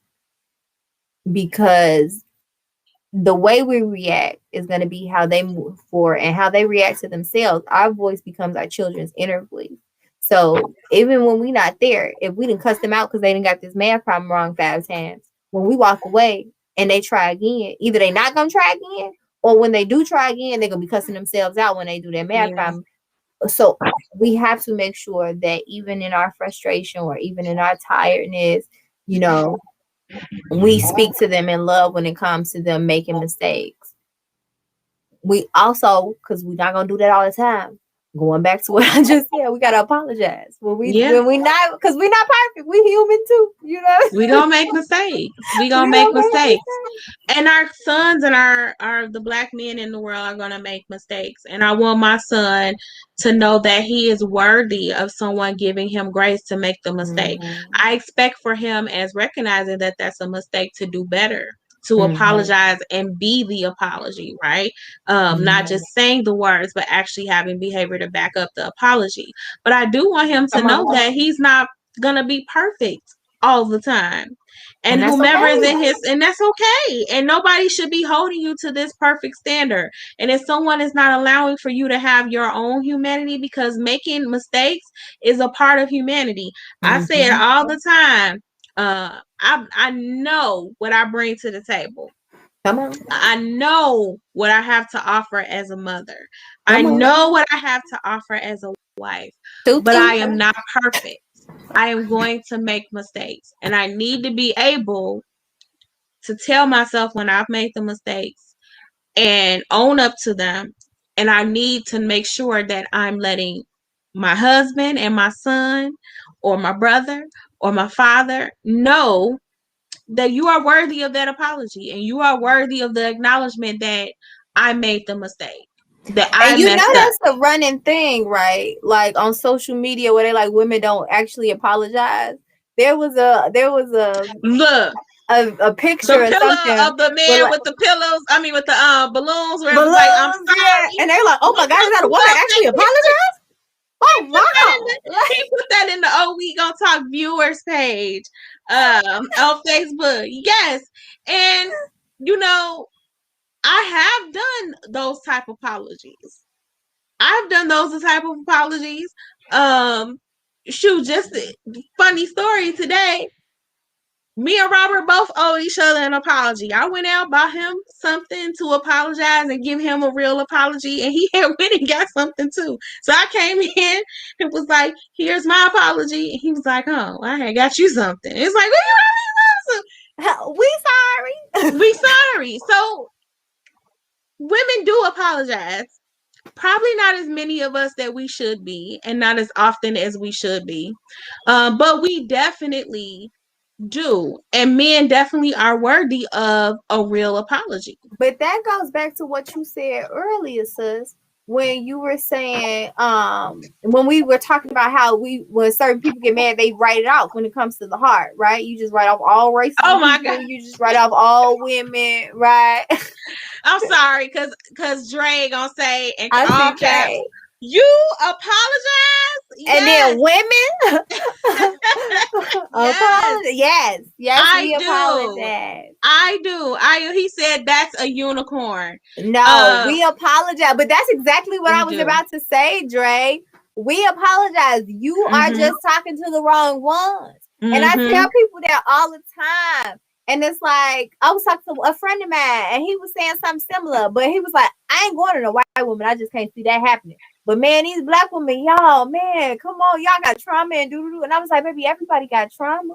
You just gotta find the ones that's working on this. Like, So it's the same thing. If you're talking to somebody, and I think this is the thing we need to teach our boys too, and our daughters, but our boys too, that they don't have to just stay in situations that don't serve them. You don't have to stay in it. If your baby mama I need a crazy, get out tambourine. the gym. Like, Thank you, because I don't like got my time. I keep you saying I'm don't gonna have do to it. stay You there. do If she not. is not the one for you, if she don't make you feel supported, if and you didn't told her, because people can grow, talk it out. But if you done said your piece and it still ain't working, baby boy, it's time to go. If she don't make you feel like you sane for showing your emotions, then it's time to go. If she can't speak to you with kindness, then it's time to go. And especially after you have communicated them and the behavior hasn't changed, then there is no reason for you to still be there. Men walk away from a traumatizing woman, just like we advise the women to walk away from traumatizing men. The same thing. It's some great men. I've seen them with some women, and you be like, do Yeah. better. Like, Because do women can be better. abusive too, and I don't think we talk about it from that standpoint. Uh-huh. Speak on it. I tell my son, listen, don't let a woman tell you or say these type of things to you. If they're doing that, do your mother say those things to you? No. Nobody should ever talk to you like that. Not Mm-hmm. me, not your father, not people in your family, not a job. That's another thing that, Uh-huh. I absolutely want our black boys to have worth and know their worth in, is that they don't have to put up with certain work environments and being made to feel some particular way.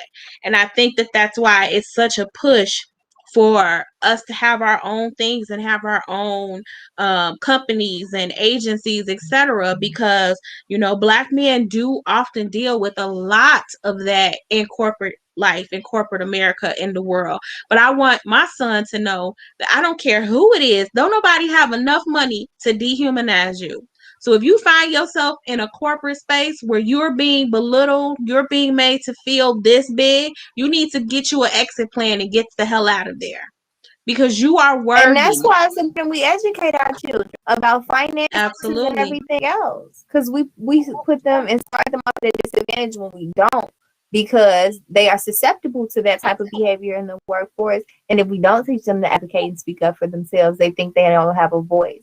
And there's so many young people, male and female, that just feel like they're alone and they don't have a voice.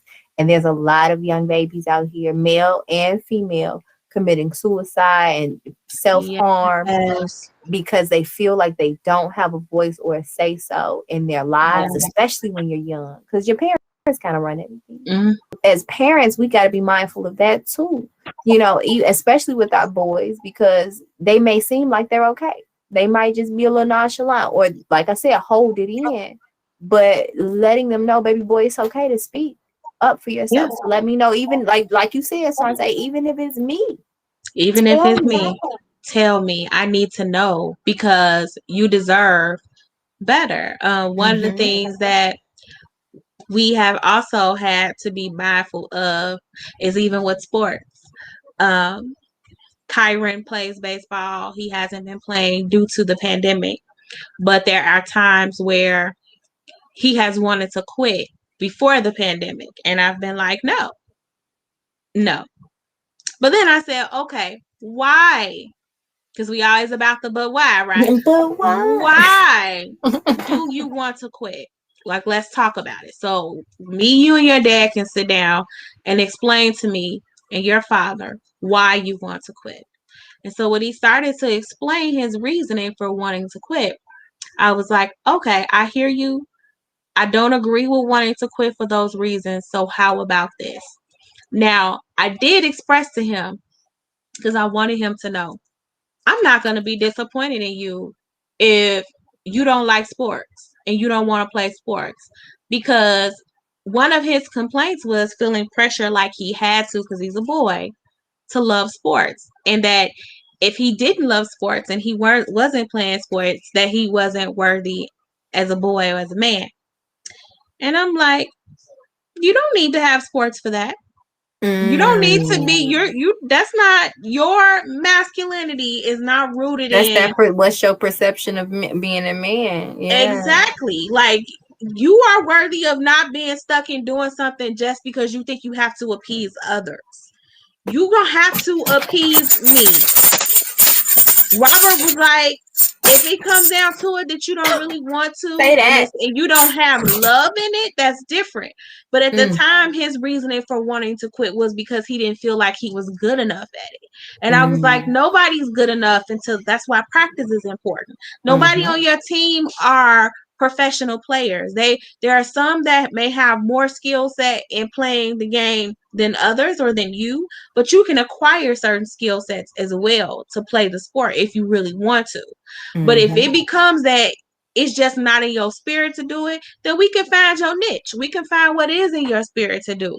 It's okay if if it's not baseball or basketball or no sport at all. What do you want to do? Because I want you to do something. I want you to find your niche in something. So we need to also not put pressure on our boys to fit a standard of what we've been told or what society tells us is masculine or being a man.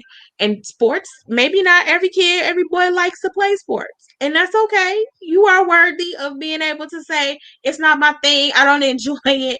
And I don't want you to be stuck in anything just because you have to make somebody else happy. So whether that's sports, whether that's a job, whether that's a marriage, a relationship, you are worthy of the corners of your mouth turning up as sky high as you make others corners of their mouths turn up. There was actually an episode of I don't know if anyone out there or you have seen the show Family Reunion on Netflix. Yes, I have. And I'm not gonna lie, I saw like a few minutes of the first episode and was like, no, I'm good. But then I was like, you know what? It's a black show. It's a family show. It's a comedy. I like this kind of stuff. Let me give it a real try. So I'm like, I'm just gonna go to a random episode, and it happened to be the latest season. And I watched it, and it was great. And so I was like, oh, I ended up starting over and watching the whole thing. I remember the first time I heard the theme song, I was like, cringy. So I'm in here singing the song. My family. I want you. It takes a little bit of time to grow on you. It does start out very, as the kids like to say. Look, I know I'm getting old because I'm like, as the young folks like to say, it starts off a little sus. You be like, it's a little sassy. I was like, I don't know. That little girl help, but girl, that's a wig. I know it is. I know. Go ahead. That's not what's important. They fixed it. They did. They at some point, I don't know why they did that, where it looked like they had literally scalped, because there was a Barbie. It wasn't Courtney. There used to be a Barbie doll that had red hair, and it looked like they looked like they just took it off and stuck it on their baby's head. That was from the Fall from Grace wig collection. Right. That was what that came from the Fall from Grace, because that was not. Because them wigs in that movie, I couldn't get past. And he don't care. It's not even just that movie. Like Tyler Perry just don't care. I think on like sisters and stuff where their hair actually look good, they paying for their own hair. They like, I ain't finna play with Tyler. You can't look from what Robert some told of them got braids and crochet and stuff. They like, I'm not gonna play with you. Robert told me that he leaves that up to the actors or actresses to figure out their own hair. So I don't know if she just was like, oh, I forgot to get a wig and stopped in the beauty supply. Because his wig's been bad for a minute. Don't be trying to put that on the actress. I don't know. You know what? That was him. I saw an interview with her with the older woman and him, and she was big mad at him. And he was like writing her off and stuff. And she was like, no, because they was talking about the wig. And she was like, no. And she like the show movie and filmed this of getting good reviews and some mixed reviews, but she's still like, nah, I told him. That them wigs was awful, but we don't get off the subject because Right. So that baby's family wig was reunion. What I was bothering me. It was bothering me too, sis. I it feel was you, but bothering me. the show So carry I on. turned the whole show off. But eventually, I gave it another try and I ended up really, really enjoying it. I watched all of it. I love it now. Singing the songs, everything. Mad that it's over, right? Waiting on the next season.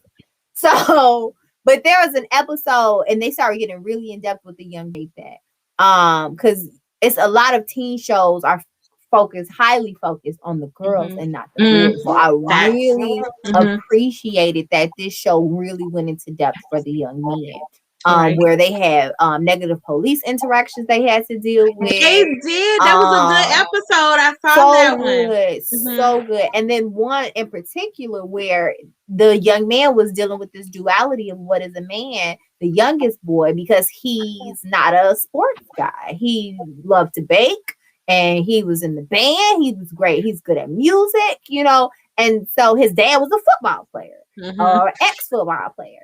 And so he was hanging with one of his friends, the dad, and they were watching the game and the little boy was baking cookies. So he brought them some cookies and stuff. And they kind of joked about him not being good at sports or, that not being his thing or something like that. And he heard it. And he was like, he's more of a theatrical kid or something like that. And he took that to heart. And again, the things we say, even if we don't mean them a certain way, our kids take them a certain way. So he went and he told his dad he wanted to sign up for the football team. And so they signed him up and all of that. And he was great at it. Actually, he was really, really good. But he was really good at it because he took a dance class. And so he knew footwork and stuff like that from the dance class. And the guys on the team started to laugh at him. But the coach was like, all y'all need to be taking dance classes. Yes. Yeah. But what happened is even though he was really great at it, eventually him and his dad had that heart to heart, and he told him that he overheard his dad because he started acting really arrogant and acting out and talking crazy and stuff. And his dad like, bro, what's going on? This is not how we behave. And he's like, I thought this is what you wanted, And so he basically had to tell him like, I love you, whatever you decide to do, son. That doesn't make you less of a man. You determine what we talking about, what being a man is to you. And if that's baking and playing music, then that's your thing. Sports is my thing, but it doesn't make you less of a man or me more of a man. And so they had that heart to heart, and I loved it. So I really liked how that show went into depth with the boys, and their issues that they may be facing as young men in like middle school, high school age, because it's not many shows going into depth, like especially Black shows, that can touch our boys in that way. We're not uplifting our boys as much in the media when it comes to stuff. We're not doing it as much as we need to in a community. And we try and say that we want to, and it usually always happens after we've had to witness a Black man being brutalized or murdered in the streets. But we're not doing that on a consistent basis. And then that's why a lot of boys do turn to the streets, do turn to certain other avenues to feel accepted, to feel a sense of community, to feel a sense of support. We don't nearly have as much representation like that show in media for them to see on a day-to-day basis, or it makes them out to fit the very thing that we're trying to get them away from. So it makes them out to be thugs or make them out to be, criminals or, in and out of the system. And so for a long time, little Black boys only saw positive representations in sports. So it was like, if you want to make it out, football, you gotta play a sport. Basketball. You gotta figure a sport. That's the only way you're gonna get respect, or you're going to get regard, or you're going to, make it out of this situation. And those so were really the only two sports that was pushed: football or basketball. Football or basketball. Not hockey, baseball, tennis. Not hockey, football, golf, or basketball.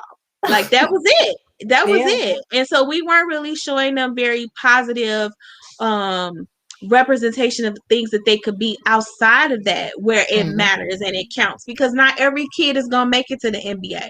Not every black kid that's good at football gonna make it to the NFL. And then they get to a point where they hit that plateau and there's no place for them to go, and they're not getting these hoop dreams or these field dreams, and then they feel like, okay, what now? They don't have anything else and they don't feel worthy. So we need to be giving our kids a consistent sense of pride in themselves that doesn't have to be necessarily connected to a sport. I'm not saying sports are wrong, because I did want my son to play baseball. I wanted him to play a sport more so to have the team building experience of being on a team and relying on your teammates and knowing how the system works in a team play sport. But I don't want him to feel like he has to. He's more looking to go back into karate. We was talking about that before we went live. I want to put And my I'm son in like, martial arts. oh, I was like, I'm all for it. As soon as it's safe again, you can go back to karate. He never complained as much about going to karate class, other than just being tired and having to get up in the morning, as he complains about going to baseball practice. Like, he just don't be wanting to go. But like I told him, like, you give it a good effort. Like, I'm not gonna let you quit just because it didn't come easy to you. So if that's your only reason for not wanting to do baseball, like, that's not acceptable. Like, we don't quit Right. because it's not easy, because nothing that you want to do is going to be easy. You want to be an engineer, I'm here to tell you, baby, that ain't going to be easy. So you need to get in the practice of persevering through obstacles now, while you have the safety of our safety net. You need to start getting yourself accustomed to getting through and pushing yourself to get better at things. But if it comes to that, you really are putting the work in and the effort to be better, and you just like, it's not a connection for me there, and it's not for you, okay. Just like when my Mhm. daughter wanted to quit dance. She had been dancing since 3 years old, and she got to almost 13, and she was like, I don't want to do it anymore. And I was like, okay, well, why don't you want to do it? And she was like, it's not fun for me anymore. It used to be fun for me to go to dance. It's not fun anymore. She talked about, worrying about body image and things like that, because, with ballet and stuff. And I was just like, well, then if you feel that you have those concerns, then you don't need to go back after this year. I won't put you in that. What do you want to do? So we started looking at other options. She started to really take to swimming. Sure, you can take swimming lessons and you can learn how to be a swimmer. And then in high school, they have a swim team. You can be on the swim team. So you do have to allow for your children the pathway to find out what fits them, and not have that pressure that they have to fit into this box, especially for Mhm. our boys, that if I want to be looked at as a masculine tough man, I have to do it this and this way, because Or living up to your parents' ideals. living up to your parents' idea. Absolutely. We need to give them the freedom to figure it out. Some other important comments y'all been going off in these chats. I appreciate y'all. I feel like in the Hold 40s and on, sis. I gotta 50s. get my charger because my laptop trying to Oh, download. no, oh no, it's not. We almost Oh no, done. it's not. We almost finished, laptop. What is going on? I mean, we can't be having and I see Taylor said a third of the reason why I stopped checking for the show was because of the wigs. Tyler Perry is the only one that I will tolerate with bad wigs to a certain extent. I don't want to see bad wigs nowhere, Taylor. No place ever do I want to see a bad wig. All this money flying around the industry, we could do better about the hair if we trying to, we can do better. We can do better. You back, sis? I'm back. I had to get this You back? charger, You girl. you back in time too. It didn't power down on us. You It good. didn't. I'd have came You back and the made screen it. was black. Look, and then I'd have been yelling at your computer because we in the middle of a show. It can't just be dying. Disrespectful, ain't it? It's But totally it made it disrespectful. through. It made it through. I see you. I see you. So we rounding around to the end of the show. Also, I'm very eager before my baby goes to bed to talk to her. My oldest will be graduating on Tuesday from the 8th grade. Tuesday. Tuesday. I'm so excited and sad all in That's one walk. I'm huge. probably gonna cry. I'm gonna try really hard not You're to gonna embarrass cry. this baby. I am. No, probably in that. You're gonna I cry. already told her. I was like, I'm pretty sure I'm gonna cry on Tuesday. And she's like, oh my God. It was like, don't shame me. Because the only I people can feel knew. my emotions. I'm human. Because, this is an accomplishment. I'm halfway there. Yo. I'm Yeah. halfway And there. it is like at this point, like from 8th grade, 4th, it's a blink. Like, That's, I hope, child. Look, no, it since is. Like, I we've been in hope quarantine for damn near 2 years. we have. This is all That's facts. half the This is degree all. right That's there. probably why I'm half nutty now. I don't know how I survived this long because, I've been playing it extra safe still without going to do things. But I need to sit at somebody's bar. I need a drink, like outside of the ones I make at home because I still drink. I'm drinking in here. But I want to drink out there. I want a date. I need Somebody a want to date. drink out there. I want to drink out there. I need a date. Like, me and Robert already like, yeah, it's been a while since we had a date. Like for our anniversary, we was You playing it guys safe try and like one stayed of the in. outdoor things? Like, Well, now that the weather is better, I'd be more yeah. willing to try outdoor. But I need a whole date. Like I want to get cute. You know, I Come want to get on. fine. I want to flirt Yeah. across the table. Little You footsie. know, Okay. look, let's footsies. No, I said flirt across the table. What's And I said a footsies? little footsie. Y'all don't do the footsie? I don't know.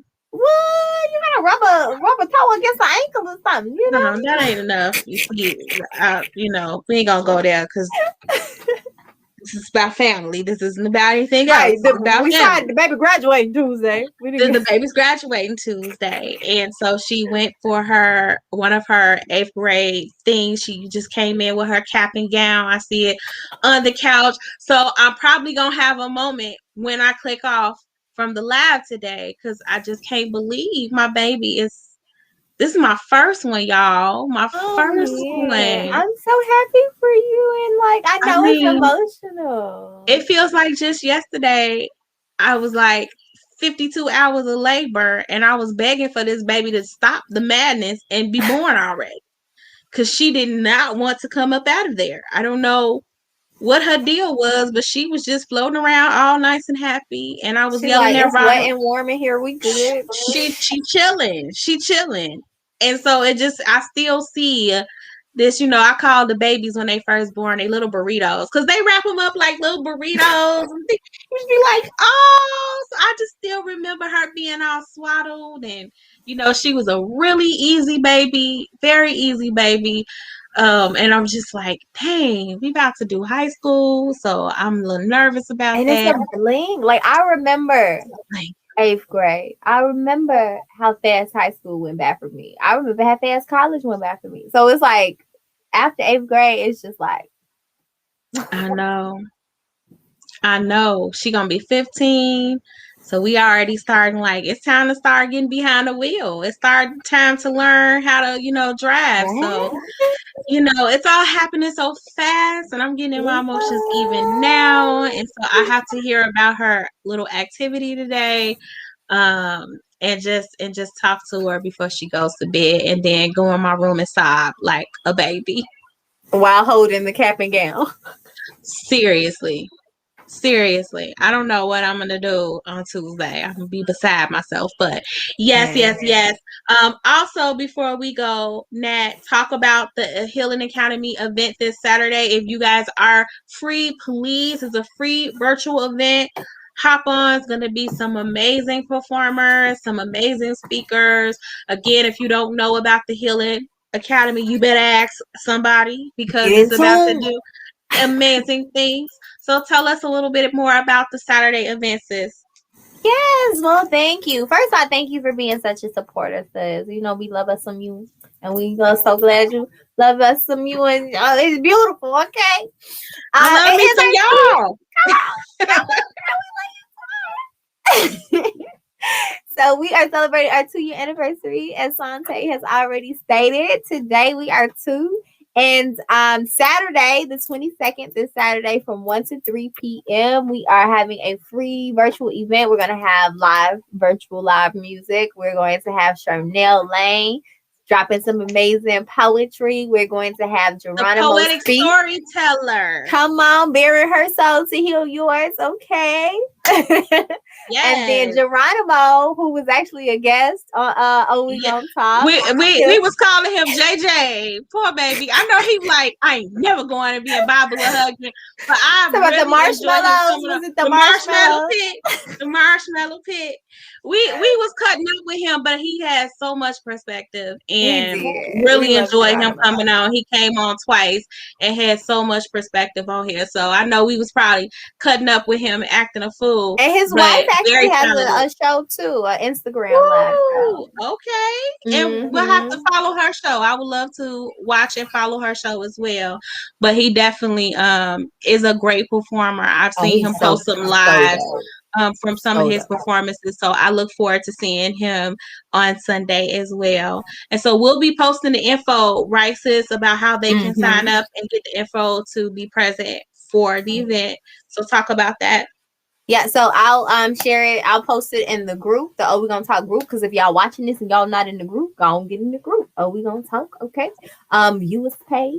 Also the Oh We Gonna Talk page. Go like that too. Follow us on Instagram and YouTube. Okay, all right, plug. Okay, YouTube, also on Twitch, come also on, on Twitch, you come know. on, that too. We Okay, stream it. Follow us on Instagram and Twitter as well. We come are on. on Okay, mostly all platforms, but it'd be like a new platform coming out each time. And so I know I'm 39 different 25. platforms. Listen, I'm trying to keep up with the Joneses. I'm not. I'm not. I'm trying, sis, because I'm I like, ain't we never need even to got get a out. Twitter. Okay, we don't tweet. Oh, Um, see, I'm trying to get but us out there. you can also follow the Healing Academy for more information. The Healing Academy on Facebook. You can type in We Heal Heal. You'll find us. WeHealHeal.org is our website. We_heal_heal on IG. We heal because we heal for real. Okay. We got Yes. raffles popping off. $3 raffle tickets for a $500 value photo booth. Okay. We got from Purple Ribbon Chef. We got arts and education basket box from Tillet Baskets. We got t-shirts, our custom design t-shirts we raffling off. And if you make a $50 plus donation, you actually get a t-shirt for free and a raffle ticket to win a Dion Victoria, my business partner, exclusive original art painting, which is crazy. And she's actually going to be painting that piece live at the event. So you actually get to see the piece be created. And then at the end of the night, we'll be raffling off that piece with everyone who made a donation, $50 or more. I'm gonna need to definitely be in that raffle because Yes. her And stuff is then amazing. and because Dion's amazing. Like her art is so dope. And so get one for possibly $50. Stain. Because if I don't win, I'm gonna need y'all to rig the. Let me stop. If you don't win, you'll definitely get a shirt because the shirt is automatic when you make a $50 plus donation, and you get the raffle Okay. ticket to win the prize too. So you can get two things, and then I'm $3 looking for this raffle tickets painting. for I want everything some else. culture. I want some You want culture. some culture? You can frame the shirt, and put it on the. No, I'm gonna wear my shirt. I want some culture. I got you. So you gonna have to make sure you get that. You gonna get that raffle ticket, and I'm you gonna gonna get win that that. raffle. Okay. Yes, So we're gonna sis. do all the raffles on the 22nd, all the performances. Tuyani Akanke, which was our one of our original founders, she'll be speaking about education and arts and the Healing Academy and why it's important. It's just gonna be a super dope event. We're gonna have more music, performances, art, raffles. It's gonna be popping. So make sure y'all there. Follow the Healing Academy everywhere. Go to our website for more information. But I will be sharing with the Oh We Gonna Talk fam, so y'all in the know. Yes, we will absolutely be getting that out. I want to see you guys there on Saturday. Make the time. We still in a pandemic, y'all. Y'all got time. Hop on. Get this healing.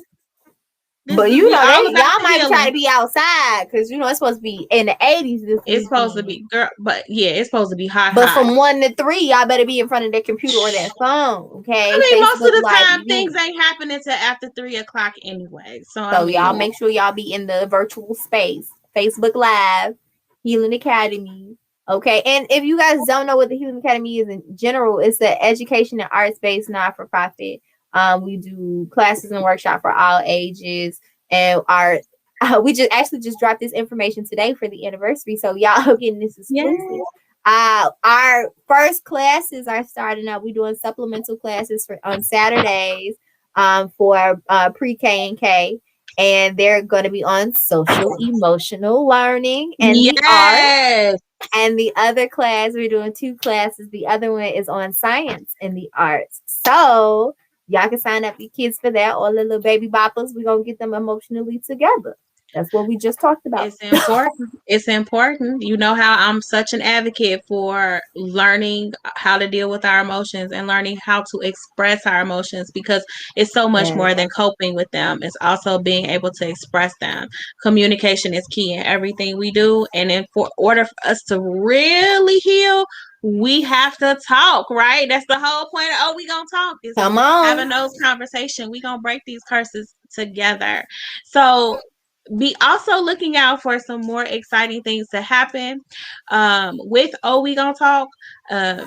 This year has been strange, so Yeah. hopefully some things are leveling out. I realize in this pandemic I am just not a very good teacher, but I've done my best. I'm so glad I can't get fired from the job, because I'd be fired. I'd be fired. I'm trying, but I don't Them have the babies in patience. there learning, they they learning. they they learning, but they also have been working my nerve. And I'm just gonna say this: shout out to all the parents whose refrigerator door has been swinging nonstop for the last year. I'm telling y'all, that's trauma in itself. All day, Because they bored. all day, all day, You gotta eat when you're I, bored, is what they say. all day. I discovered a new juice that I'm obsessed with. I've only had about 2 cups because the refrigerator door just swing all day. You So gotta stash your bottles, man. You gotta look, have like a I mama told stash. Robert I need a little, like one of them college fridges in my bedroom. I need a dorm refrigerator in my room, and I need to stash Oh, stuff now. it needs to just be a little bit bigger than that. Some, because I can't have no pistachios in my house. I can't have no juice. No I just juice. I can't have nothing. You get So shout judged out. for drinking your wine. I'm and tequila, apparently. I just there's no safety for me here. I just I need to get There's outside. no safety for me. There's no safety for me. But definitely be checking us out. So we gonna talk next week, same time, about another topic that's surfacing a lot that I'm also super passionate about. Is we gonna talk about kicking our kids out, because breaking the curse of having them leave the nest too soon. So be And looking out for ill that. prepared. Ill prepared, very ill prepared, and how we need to really rethink how we send our kids off into the world, because it's a real thing. We're not our kids are struggling, and they're finding themselves getting involved in things just to survive. And so it's okay for them to stay in the nest until they're ready to leave. That was one of the things that I do appreciate about my parents. They allowed me to stay until I was ready to go, because my mama and father was like, yeah, this ain't gonna, you need to come back because there's an issue. That's one thing, because stuff happens in life, but this ain't gonna be no revolving door. And I got it. I felt that, so I left when I was ready to leave the nest, and didn't have to go back and didn't have to come back. So we do want to make sure that we are giving our kids the tools to be independent and on their own, and just making a safe space for them to make mistakes. They're gonna make mistakes. 18 does not make your child grown. So we're gonna talk about that next week.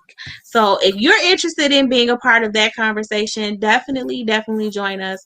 And one last thought before we go is I want to send a shout out to 2 Black owners that I was so gratefully and excited about some of the products that I had. So one was a Mother's Day box that I received from my girl Makila Warren, who has She's a Gem. If you are interested in customized things like baby booties, shirts, masks, whatever you can conceive your mind of, I swear this girl makes. I love me some Makila. She sent me a beautiful box for Mother's Day. I was completely not expecting it. I had a custom wine glass in there. She Ooh, she she got her girl some pistachios, because she know pistachios come are on, hard Stachios. to have in the house with a husband that likes to eat your pistachios. And it has so many other beautiful things. I had some bracelets in there. I mean, I had a candle. I mean, beautiful, beautiful, beautiful. So definitely check out She's a Gem. I will post that information. And then also shout out to my girl Trina Marie. I don't want to say her name of her business wrong, but I believe it's Missouri. She has candles. She has mugs, which I just got 2 awesome mugs. If you like me, I love coffee and Wait, was drinking my that the one you coffee. posted earlier? Yes, That was girl. a cute mug. That was a cute It's mug. facts. It's all facts. I'm so tired of being Well, bruh. bro. It's a real life issue in my household. Well, You it's a know, problem. one of the names that wasn't on there because I got turned into Naraya's mom, Kyron's mom. Like, I just ain't. I forget who I am sometimes. I forget that I You know, have a when you name. carpooling and you the class mom and you all of that. Pre-COVID. I was always a chaperone. I love to chaperone trips, except for by the end of the day, I'd be tired. And I was always the chaperone that had to be responsible for the lunches. So I would have to grab them and carry the lunches. One day, child, they had me go get these lunches. They was in a cellar. It was 2 by. I was like, I Not a don't know how I cellar. made. Child, I had to take a full-on hour Epsom salt bath and use icy hot after chaperoning that trip. It was that tough. Where was this trip at, y'all? The It food was was in the for cellar? the Napier settlement. So I think my son was in second grade, first or second grade. There's a little settlement out in Naperville where it has like the old town. There's Q Place. They have you store the lunches in the basement in their cellar. So it's like a spiral staircase that you have to go up and down with these lunches. There's no Did it look like elevator. that little town from Lovecraft Country? No, it's like old school where like they had they have like the newspaper thing in there, so they show you how to do the WordPress. It had like a blacksmith in there, so they show you how you make like shoehorns. I mean, for the horses, it had like stables. Yeah, So y'all they had settlers the town. yeah, it's a settlement. So they had the first house that had electricity in it here. They uprooted it from, I think it was in the city, and they moved it. This person that lived in it, he had it picked up and brought to Naperville when he moved, and it had like the first electricity in it, like with light switches and What stuff. school is this? Taking trips? They had some pretty good field trips. I've had some fun. We I went always to be like, the I'll go. to the museum and the museum, And the museum every possibly a park. It's true. You might go to the shed one year. Right. You might do the May go to the zoo. planetarium. You may go to the Lincoln Park Zoo. That's the inner city field trips, but that's okay. And done. That was And done. You might go to I the will playground in the say, back of the school. I have had. See, this is a confession. I love, love, love to be the chaperone. I would be quick to be like, it's a field trip. Y'all need a chaperone. I will happily, because That's I because we have be fun. exploring too. I'm gonna be that mom. I used I'm to gonna have off work to be the chaperone. look Where fun. I didn't even know what a trip be at half the time. Like y'all need it. At the beginning of the year when it They would be start open calling you house. first. Oh, we going on the trip. We put you down already. I'm trying to tell you, at open house when I would go and meet the teachers, I would be like, whenever your field trips come up, I'm available. I want to go. And so they would be like, hey, Mrs. Tate, you said earlier in the year. I was like, I'm available. I always make Parents, sure. if you watching, this is how you show your kids that they matter and self-worth. Just show up for them all the time. Even when And we my get on their kids be nerves, looking they gonna love it. forward. They used to love that I was a chaperone. Love it. I showed up for all the room parties. I always brought goodies for the kids. Be tired half the time, but I would always show up. If there was story time, I know when my son was in kindergarten, they would have reading week where each day of the week a parent would come in and read a book. So I would do so that. cool. So they really have had events. Like I show up for everything. Robert shows up for as much as he can, especially because his work hours are different.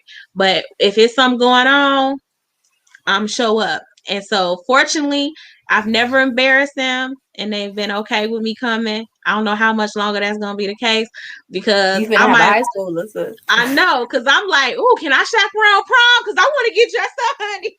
Come on, prom. Come on, Like, Robin. no, you cannot. No, you cannot.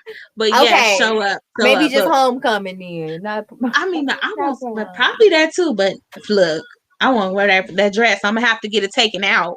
My high school prom dress is still in my parents' closet, and Yo, that's I had some bomb dresses. I don't know what that is. man, Because I went to bomb military dresses. ball every year, so I had a few bad dresses. Ooh, you went to some parties. Yeah, I'm yeah. jealous. I see you, sis. I see you. Okay, we gonna get off here. I have to go and see how the 8th grade activity was for the night. You all, thank you for joining us. Please come back with us next week where we're gonna talk a little bit more. We're gonna always talk, okay? We're gonna talk. Because we gonna talk about it. We gonna talk And about love it on all. them men in your life. Let Yes, them know black they worthy men, and worth it. Black men, if men ain't and nobody ever boys. told you before we get off this lab, I'm going to You tell you right matter. We now. love you. We love you. We love you. You matter. Your mental health matters. Your heart, your spirit, your soul matters. You are more than a paycheck. All right? We love you. And you are We more than love the you. sum total of your trauma. You are more. So much more. So much more. And you deserve all the love, all the hugs, all the flowers too. And we gonna fix it. We gonna fix it together. We gonna break We're these going to do curses. better We gonna for break each these other. curses. Facts. All facts. All right, y'all. Good night.